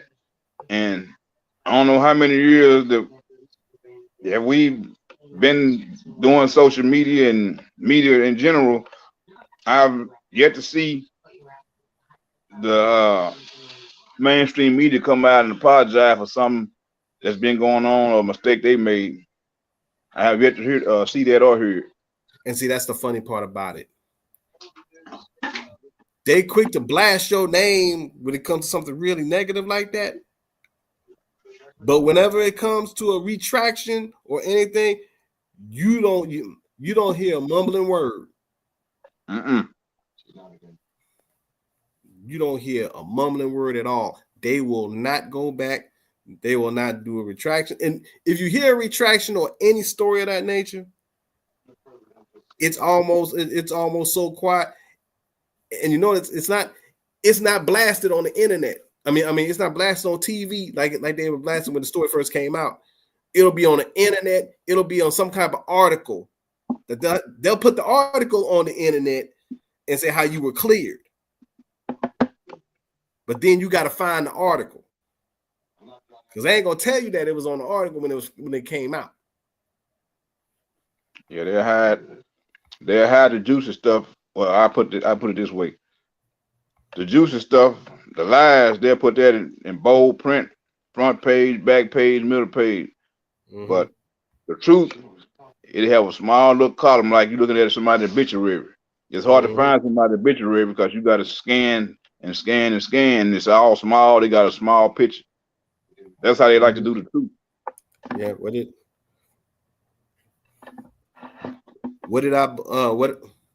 does our boy Black CEO always say? I'm gonna bring you the truth and not the juice. Oh yeah. They're so used to spewing so many lies, and they say the lies in it more entertaining than the truth. They would always say Oprah Winfrey talking about she had some friends or some roaches as friends or something, and she was coming up as a little girl. Yeah, roaches as friends. Yeah. What she said? Yeah. Who you think she is? Michael Jackson? I don't know what the problem is. When she said that, I said, "Man, come on." Like Michael Jackson, like Michael Jackson talking about when he was little, talking about Ben the Rat was his friend. Yeah, she talking about roaches. I'm like, man, come on now. So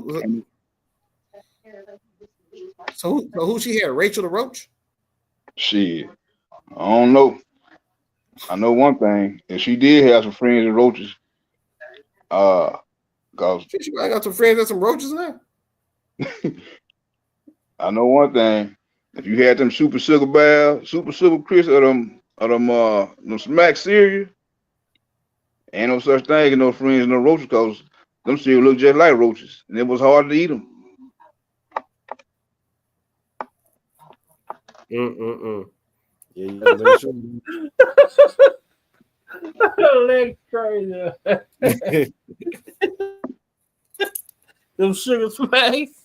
Yeah, the sugar smacks back in the day. Like, hey man. I get you a damn filter and filter the motherfucker before you start eating them hoes. Make sure they ain't moving. Yeah, mind you, Gail King. Shit crazy, bro. Yeah, man. But I'm gonna get on up out here, bro. We done chop it up for 3 hours tonight, man. All right. Yep. But you know, for people inquiring about that article, man, I advise y'all, you know, to get down, you know, to the bottom of it. You know, I would like for y'all get to the bottom of that shit. Y'all will see, you know, what I'm talking about. Yeah. You know, but like News said, I believe like if there was something that Trump was gonna do, I don't think he would come out and announce it. You know, I know, and like I agree with what Lex said. That's what I agree to what Lex said. I want to see the man vindicated from the shit versus, you know, just being let out, because at the end of the day, regardless if he be vindicated, no matter how much they, you know, go out and say he didn't do this and prove his innocence, you're gonna have people who gonna believe like he guilty. That's all right. They can. You That's know all what I'm right. They saying? can go ahead and believe it. I just go ahead when What you start dropping them suits on them. This is what I read when I got to the bottom. When I got to the bottom of that article, and it got to this right here, it kind of made me look at it. On that, nah. You mean, you know, this guy's supposed to be pardoning Kelly? You see that? You read it, J. Rock? Yeah, I You saw read it.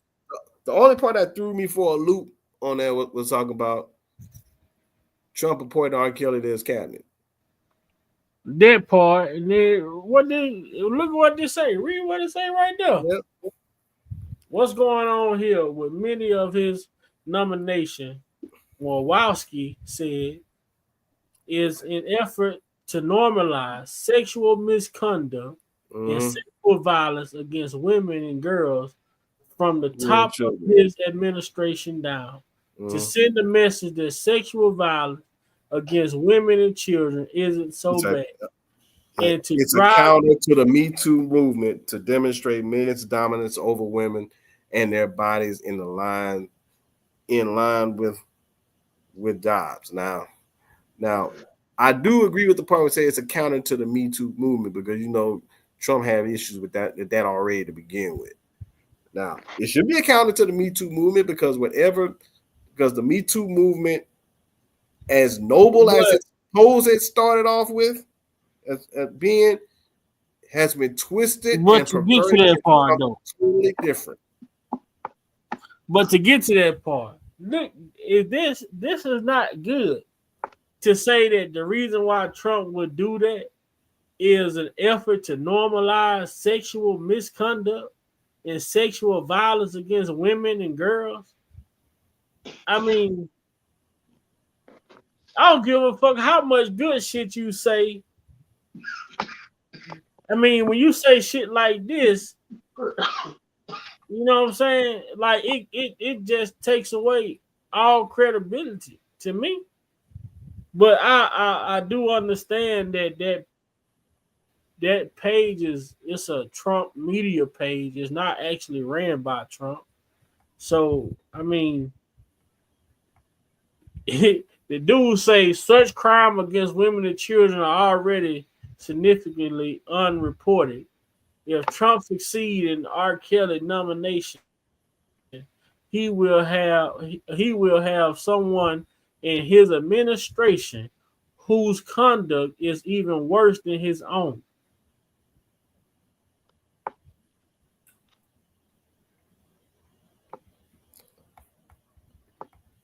Yeah. According to who? Which would be the bigger question. And see, that's when all that truth that we've been talking about the whole time start to spill out. And then you want to know the funny part about all this is the fact when you start bringing some of this stuff up that we've been saying this whole time, the first thing people say, where you get your information from? They ask, where you get your information from? Oh, never mind. I already know where you got your information from. Y'all got all them same damn people that been saying the same rumor mill. And I'll tell y'all something. There's a lot of people that may not speak on Kel. But if that shit had validity to it, TMZ would have been reporting that shit. TMZ don't shy away from R. Kelly. They would have had this shit all over their shit. Yeah. Just like the so-called incident that Dre put out talking about he allegedly touched his daughter.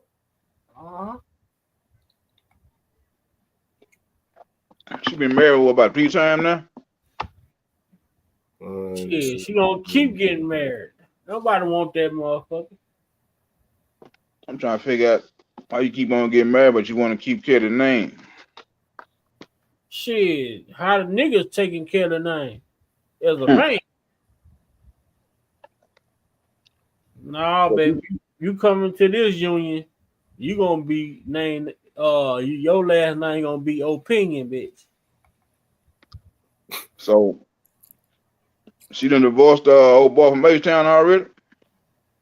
She ain't no telling, man. She on a tour. Were they really actually married or no? Shit. I thought I saw something about them being married.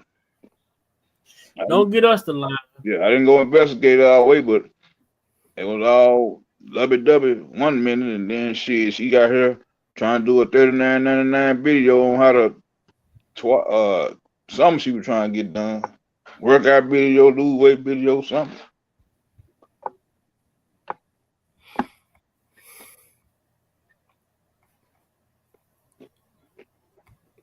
Man, look, that woman says so much BS right now. You literally can't believe anything she said. But yes, she's still trying to go from platform to platform to try to say so many things so different to try to push this whole narrative. But you can't even take her serious. Why she can't go back to the fucking platform she came out on? Because they know she's a liar. She came out on Lifetime. Why she ain't go back? Because Lifetime would be exposed if they do. More so than they already are. That's why they got to cut. They got to cut. Why she going to platform? She only going on. She going on these ungoddamn verified ass bullshit ass platforms. You put out this little bullshit ass document. Nobody know what that network is. Whatever the fuck you did. You goof ass motherfucker, man. I'm gonna get rid of that. And see, Atlanta Black Star, you ought to be ashamed of yourself. Well, you know what's going on in Atlanta. They down low. You say you want me, but he need you, baby. Tell me what am I gonna do about this fucking threesome?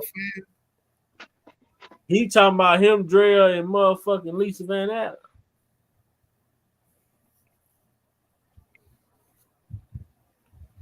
Them two hoes turned Kells out. Yeah, that's right. That's right, Regina. She said she earned a Kelly name.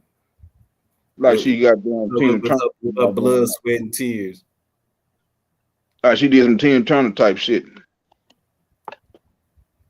She can't even. She ain't She did. can't even. She can't even. What She man, look. what She don't need to put her name and Tina Turner in the same sentence. She don't need to be doing that. what that nigga said on Soul Man? Father, fuck you. Yeah. Marcus can't sing, hum, nor skip. Yeah. That motherfucker Drell can't sing, hum, or skip. Talking about some last name killer. Shit. She crying on top of that. Are they talking about she up there with Tina Turner? Hell, let's be honest. She ain't even on the level of Tracy Edmonds, who kept Tracy's last name. I'm gonna say this though. Hell, I don't even think she on. I don't even think she on the same level of Nicole Murphy, on who she co-starred with on that reality show. Man, look here, bro. I'm gonna say this before I get out of here. Motherfuckers only marry Andrea Kelly for what they think comes with her. Then they get with her and notice that this motherfucker don't have nothing going on. Nothing. The reason why she keeps spinning the block back to R. Kelly, because ain't nothing that she doing taking off. She's a fucking failure. Nothing that she do, she succeed in. And she go out and get with motherfuckers who thinking because she's R. Kelly's ex-wife that she may have something to offer, when they realize that she don't even got her last $2. Mm-hmm. Especially the fact that when they find out how big of a fraud she really is. Yeah. When they find that out, it's like wait. So and how the hell Rob is your kid's father, but you claim on a video in the car you got 2 baby daddies? I'm not speaking. I'm finna get ready to get up out here, y'all. I'm finna get up out here, y'all. I ain't lie. I'm finna get up out here for real though. I appreciate y'all, fella. But she claimed, I heard the woman say she got 2 baby daddies. Damn. I don't know how that's possible. Rob is the father of all your children. Yeah, I've heard how it's possible. Somebody told me how it's possible. I know how it's possible. Johnny Taylor told me when I was about 9 years old. I heard this song by Johnny Taylor called "Who's Making Love to Your Old Lady While You Was Out Making Love." And you know, when he made that song, "Who Making Love to Your Old Lady While You Was Out Making Love," because his wife at the time, they had a daughter together, and they come to find out that the daughter wasn't Johnny's. Mm-hmm. And Johnny he made that song. Who making love to your old lady while you was out making love. Yep. And then there was another song by the great ZZ Hill, "Cheating in the Next Room." Cheating in the next room. Making plans to see him soon. Talking softly on the telephone. Making plans to be all alone. Oh yeah. Boy, all right, J Rock. You see, I can go back. Yeah, I know you can. Yeah. I go back. What up, Darlene? Yeah, man. We're gonna have to have a blues night on this thing one night. Hey, J Rock, hey Vi. Yeah. I take it all the way back to goddamn me, Night Rider. I'm your love provider.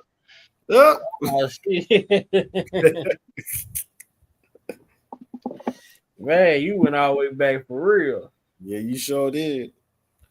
Oh, you know what? There's one other song I went over with, and I told Nisi this.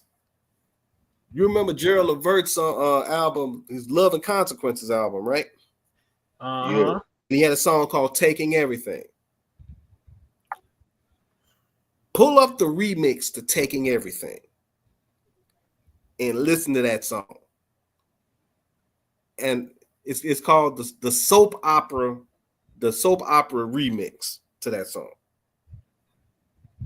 I promise you, R. Kelly had some influence on that song. Now, it might not mention the fact that he had produced it or wrote it or anything of that nature. But the reason why I believe R. Kelly had a big influence on that remix was because, number one, he already was working with Gerald on that album. He had a song called Men Like Us, which he wrote and produced. And I think Gerald and R. Kelly had a conversation when they was doing that work, saying that Gerald probably told him, I'm thinking about doing a remix to this song, Taking Everything, which R. Kelly might have heard, and said, oh, you know what? You need to do this, this, and this in regards to that remix to make it a little bit more, to make it a little bit more dramatic. And you listen to that song, it's got a little operatic, kind of like a little operatic feel to it, going toward the end. And all the other lyrics on it,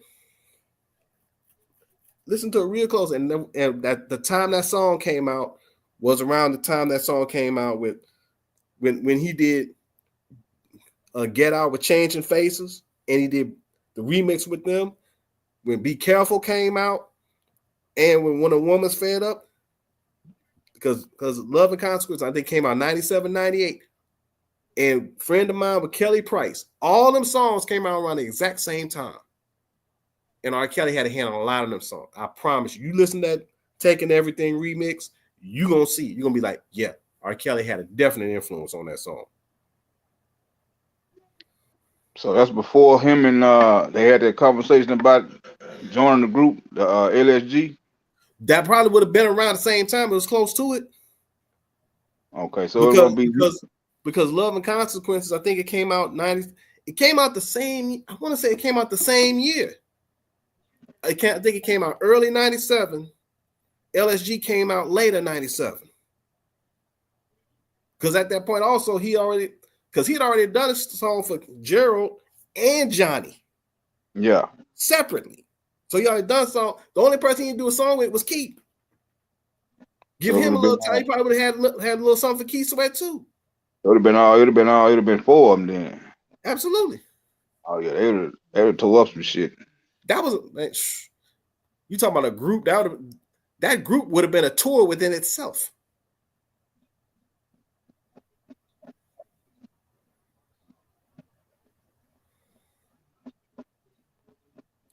But like I said, pull that remix up and listen to it, and y'all tell me later if y'all think R. Kelly didn't have any kind of influence on that song, because I promise you he did. And which album is that again? The name of the song is called Taking Everything. You can listen to the original version if you want to. You can listen to the original version first. And on the remix, he got a woman on there named Antoinette Roberson, I believe, and she's singing it.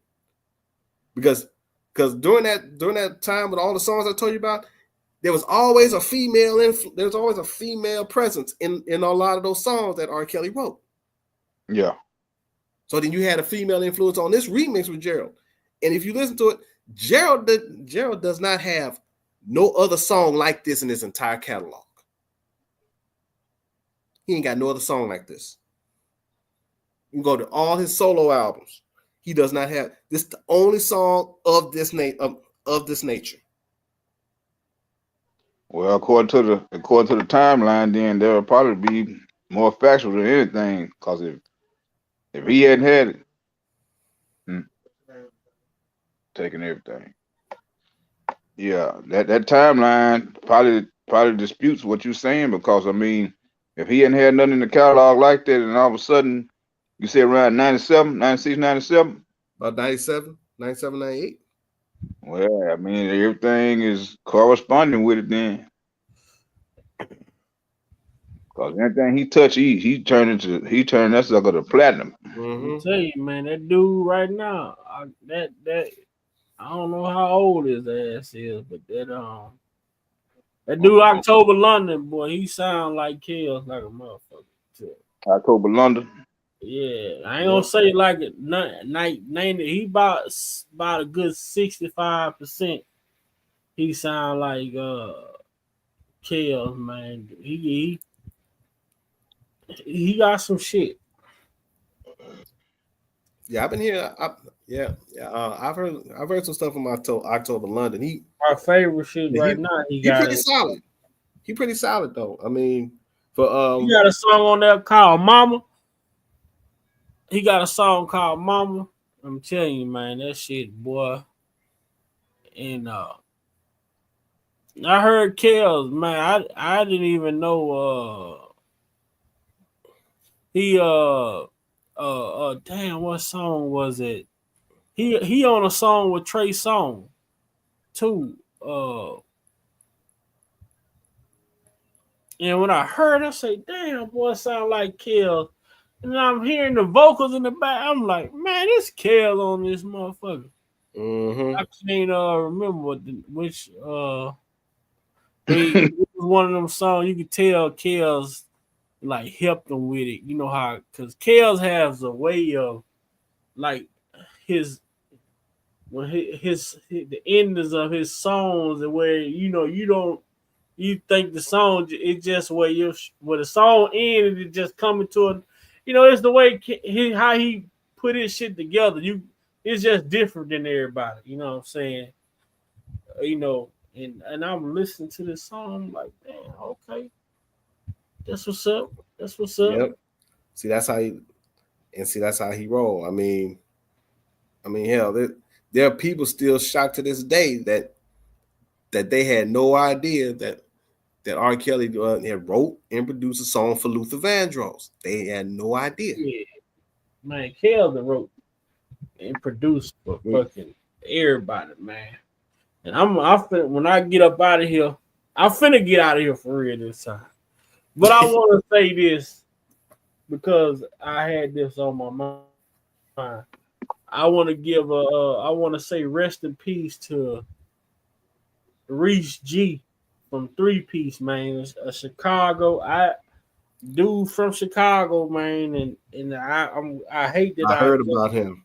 I hate that I just learned that he was from the Chi. I remember growing up listening to this shit when I shouldn't have been even listening to it. Them dudes was talking that shit back then.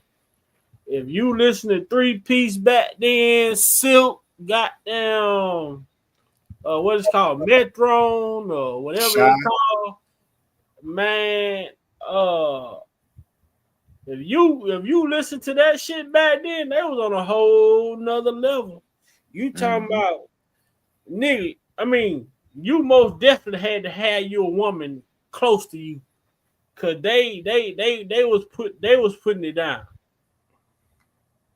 That Sweat, I want to say Sweat and them was around then, but it was a lot of these guys like 3 Piece and all them. They wasn't. I don't think they ever like made it to the Key Sweat or the goddamn Kells or the Case or all them. But these motherfuckers had some good shit.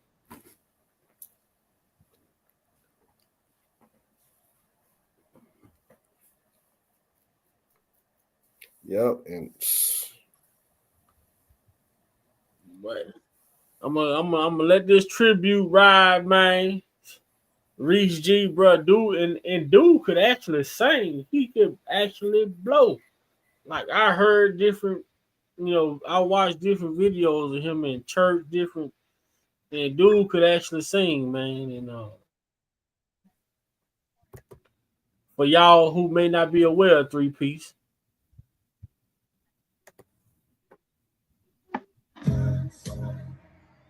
You finally mine, you and me together, stay committed for a lifetime. Let me hear y'all sing it. I like the way you're kissing me, I like the way you're touching.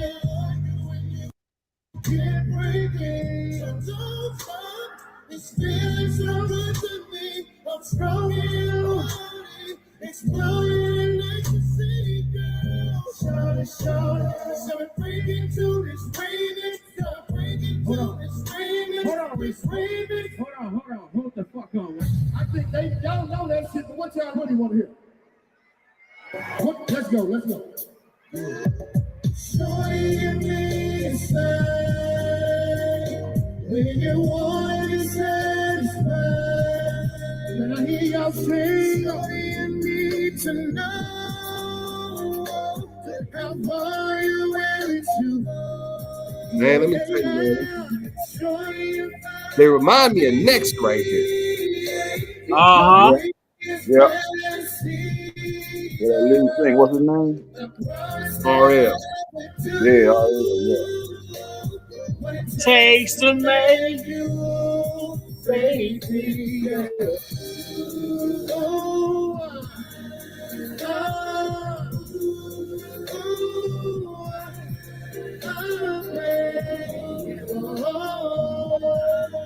Man, we just losing a lot of the good. Yep. I wanna know what you think about, wanna know what you feel about, wanna know how it feels inside, wanna be all up in your mind, wanna spend all my time with you, wanna know that you feel it too, baby girl, wanna make you my Chicago. Oh, Chicago, man. They ain't have a lot of people, but that's what's They up, were rocking man. that Shout joint out, though. yeah, rest in peace to Reach G, man. That dude, he most definitely was legendary, man. You know, and when you're a lead singer in a group, man, you stand alone. You know what I'm saying? Even though you got backup, you know, you stand alone, man. You have to be able to do what you do to be a lead singer in a crew. And Yep. man, it's crazy, bro. But like when you got good music though, even though he may not be here, he got timeless music. I remember that song when I was a kid, and still right now to the day that if you somewhere and they R&B in it, you gonna hear that. You gonna hear that. If they going back 90s R&B, you gonna hear that. See, it's just sad. It's just sad the way they got the state of R&B right now. Man, R&B is in the motherfucking hospital on life support. R&B got COVID. You don't know if the motherfucker gonna make it or not. Man, R&B on life support right now. You trying to decide whether or not to pull the plug on it. And it's a damn shame because we got shit. Hey, not only R&B shit, rap. Look who leading the rap right now. Female.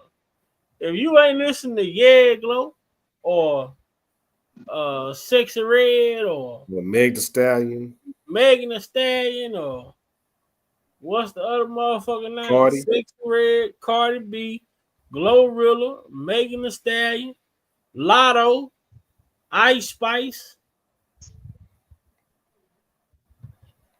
You know what I'm saying? And all they talking about is shaking ass and getting hit from the back or whatever they do. Showing off their moose knuckle.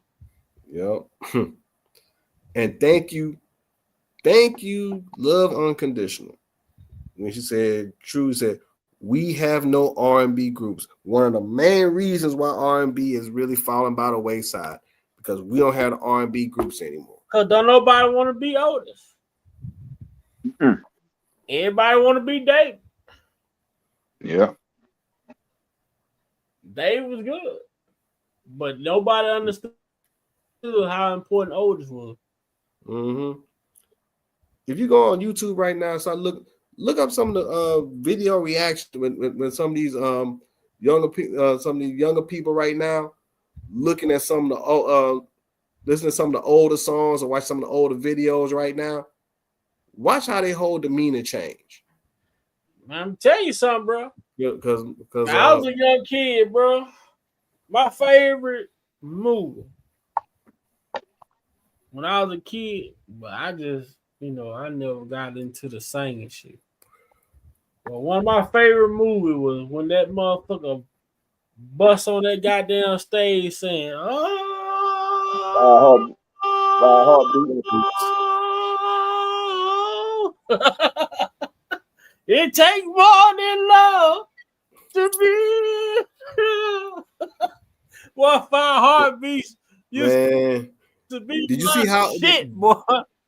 Did you see how old girl was about to bust out that damn chair? Yeah. Boy, 5 heartbeats was my shit. I'm tell you. And then when it went from Eddie, and then it went to goddamn Bird versus goddamn the other one, Bird what's his versus name? Eddie, and then you got Flash versus JT. No. When it went to that was Flash and JT. I thought they were Flash and Bird. JT. Man, Flash and JT, goddamn me. Just in case it's not what it may seem. Her husband just got up and left. Here's my number. Man, the fact that her husband just got up there and left, man, I was like, damn. Shit. Man. He wasn't gonna be able to compete with that. He knew that he wasn't gonna be able to compete with that. But that dude, I mean, that dude, he had to be like that dude that played JT that also played David Ruffin. Leon, what's his name, man? You was getting the best fucking roles, bro. Yeah, he was. Because he played JT, he played David Ruffin, and he played Little Richard. Yep. Dude was cold. He hadn't been cold at what he do. You know what I'm saying? He was cold at David Ruffin, but I liked him at JT though. You know what I'm saying? But I like the Eddie. Eddie just had that struggle voice, like, you know what I'm saying? And I'm mad at myself that I really, you know, I'm guessing the 5 Heartbeats was a real group at one point. You know, it was a fictional group, but what made it so compelling, a story like that could be linked to a lot of groups back then. That's what made it so compelling. Because now when you look at it, it's like, I wonder if the Temptations went through that whole same thing. I wonder if the Four Tops did. I wonder if the Isley Brothers. I wonder if Harold Melvin and the Blues. What is it, Jasper, and they all name was some shit. Yeah, like Isley, Jasper, Isley. Yeah.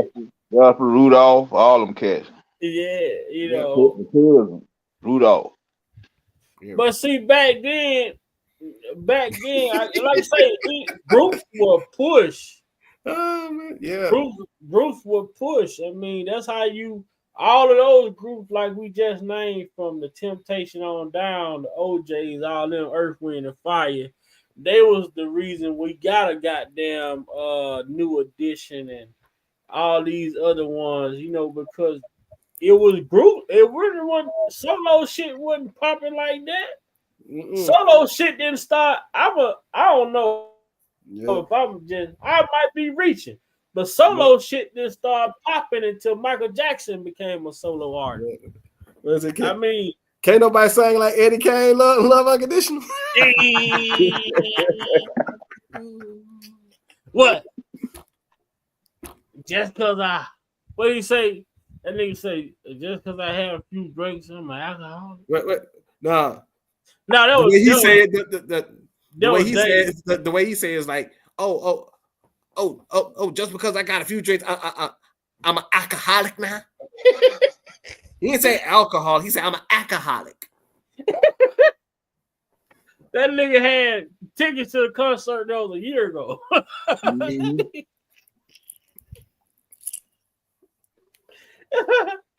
Boy, I'm telling you, boy. And that goddamn choir boy. I mean, just imagine being in a group like that. You know what I'm saying? The only one seemed like they just didn't have no pushback. Was goddamn Dresser. All the rest of the motherfuckers, man, was crazy, bro. Oh man, Eddie was what he, boy, hey, his daddy, his mom was so proud of him that he made it in a group and he finna be going on the road. And his daddy walked up to him and told him, you ain't gonna be shit. That's it. Right, he was dead ass wrong for that, man. Your son finna go on the road, goddamn it, finna be on the radio. And he walked up to the man and said, you ain't gonna be shit. Mm-hmm. And then he said, you ain't gonna be shit because I ain't shit. That's a hard pill to swallow right there. Yeah. Don't talk to her like this. And, and then the mom was like, how you gonna say something like that? Yeah, you don't even care for the boy. She said, I do care for him. I just want to be a better man than me. Well, that's a hell of a way of doing it. Tell me you ain't gonna be shit. Huh? Mm-hmm. I'm like, damn. Okay. But you know the shit that was so good, the thing that I respect about Five Heartbeats and shit like that, like the drug use in the group, they didn't actually show it. Like they started showing the drug use when you watch the goddamn Ray movie and like other movie, like as the movies progress, they really just start showing you like these artists just really being junkies. Like on Fire Heartbeats, we knew Eddie Kane was fucking up, but you didn't see Eddie Kane's smoking no dope.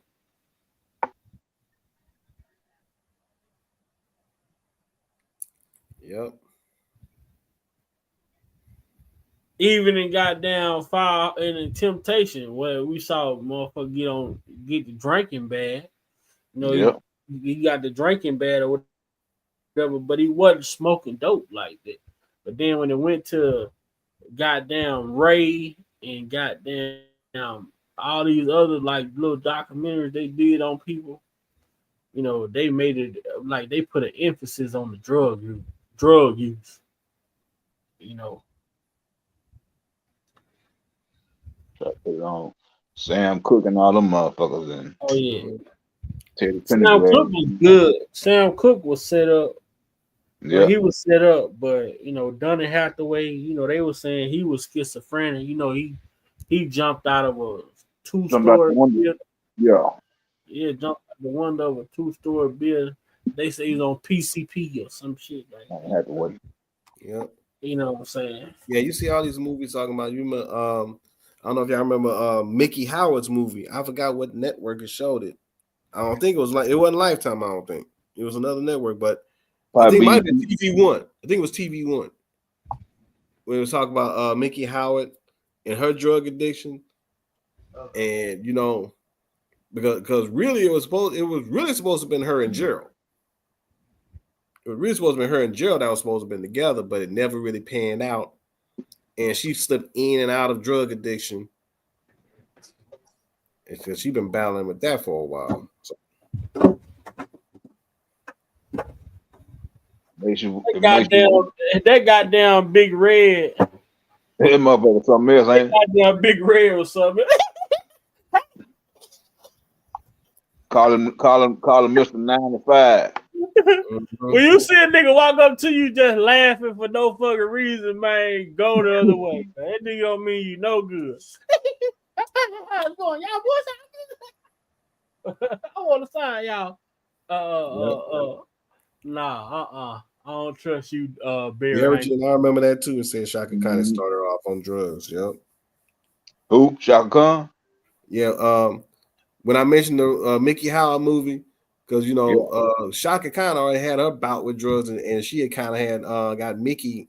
That's how Mickey Howard got hooked on it, because you know her and Shaka was tight. She did that. She did that after she got out of the Black Panther, didn't she? Or she kind of did it around the same time. Yeah, Mickey. Let's see, because Shaka was already on it. But I know Mickey was on there a little bit afterward. And Mickey had. With that being said, is it safe to say that the industry was feeding the drugs to the artists, man? Well, I'll say I don't know if feeding, but you could definitely say Still supply. providing it. You could definitely say supplying it. Yeah, to keep them going. Yeah, to keep them going, shit. Because hell, they want to hit so bad. They gonna make sure you don't hardly get no sleep. They want you to put that hit out so they can keep making money. Hey, they were saying it like this: you take a hit, make a hit. Take That's a right. hit, make a hit. Mm-hmm. Oh man. Man. Well, I appreciate y'all brothers for coming up, bro. Most definitely. Everybody in the chat, I most definitely appreciate y'all for coming through with us tonight. And you know, man, it's been funny. We done laughed a lot on here tonight. And that's what I enjoy the most. You know what I'm saying? As it pertains to kills, we still staying focused, we still praying, we still hopeful, you know, no matter which way this thing may go.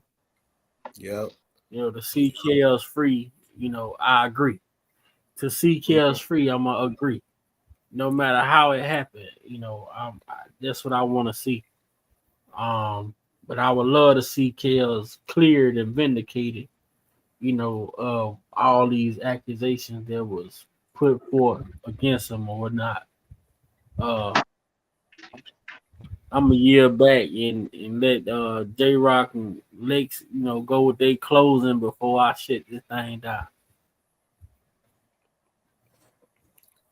Yeah. Well, I'll tell you what, my part in it is I fully agree with everything you just said. I want to see him vindicated too. Not only the fact that he would be vindicated via pardon, whatever the case may be, but also everybody who had a hand in pushing all these narratives on him for 30 years needs to be held accountable and need to be exposed for everybody to see. These are the people that have been pushing all these bullshit narratives against this man for so long. Need to absolutely be exposed and need to be held accountable for everything that they have done to this man, and not just to R. Kelly, but to others, just like Bill Cosby and even Michael Jackson. Michael Jackson's legacy is still taking somewhat of a hit because of so-called allegations. I saw that I think it was Muse that sent me the little clip with Akon and Vlad when he talked about when Vlad tried to ask the question about Michael Jackson with kids, and Akon said straight up, "No, we ain't gonna bring this shit up. We ain't gonna do this." And then Vlad kept going like, well, I'm gonna go ahead and ask a question. I'm gonna continue the question. No. We're gonna cut it off right here, because if you go further on it, I know how this goes. If you go further on it, it's gonna turn into something else. No, but we're gonna cut this off. We're gonna cut this off right now. No, we protected Michael's legacy at all costs. And that's what we need to do. We need, like I said, Michael Jackson's legacy, Whitney's legacy, Prince, Kobe, R. Kelly, and you got Jay-Z allegations, you got Diddy's allegations out there. My thing is, and Spitting Fire said this also, like with the people on the other side, look, Hugh Hefner hadn't gone through anything, Steven Tyler. Like she said, look, if your monsters can go free, my monsters can go free too. Most definitely. Most definitely, man. Well, I'm gonna say it like this: we just got to be mindful of what the media tries to do. When it comes down to it, we live in a society where everything is softback, and the reason why I say softback, in my definition, it means that you're dealing with people right now who real sensitive as fuck. The stuff we dealt with back in the day, we used this Gen X generation. They're like stuff to go on right now that they real perfect. Ain't nobody perfect. Ain't nobody living in no glass house. Nope. If you take a rock and throw it at their house right now, you're gonna break out a window. So we just gotta be mindful of that and just realize that we're dealing with some sensitive ass people these days. Cause it wasn't shit for a slave owner to go mess with a 12-year-old and there wasn't no consequences. Not saying that it's right, but those are the things that went on back then. So the very people who putting out all these allegations and behind the scenes with the laws and everything, I'm pretty sure they got somebody in their family that done something like that. They probably messing with their own kids, and it just ain't came out. We'll probably never see it or probably never know about it, but at the same time, what makes them so righteous? So they can't be dealt with. So that's my emphasis on what's going on in the world today. It's just sad that we gotta sit up here and watch all this stuff go down, and the people who really behind it, they get to sit back and rock in their chair and get to mash buttons and tell this person what to do, and they go out and do it, and it seems like our culture is the only one getting punished for it. That shit ain't right. Laws need to be abolished, and that Ban Act shit, that shit need to be done away with. But no, we'll see. We'll see what happens in this next 4 years. See if things work out in our favor or get better than what they were. But meantime, we just got to keep pushing, keep living.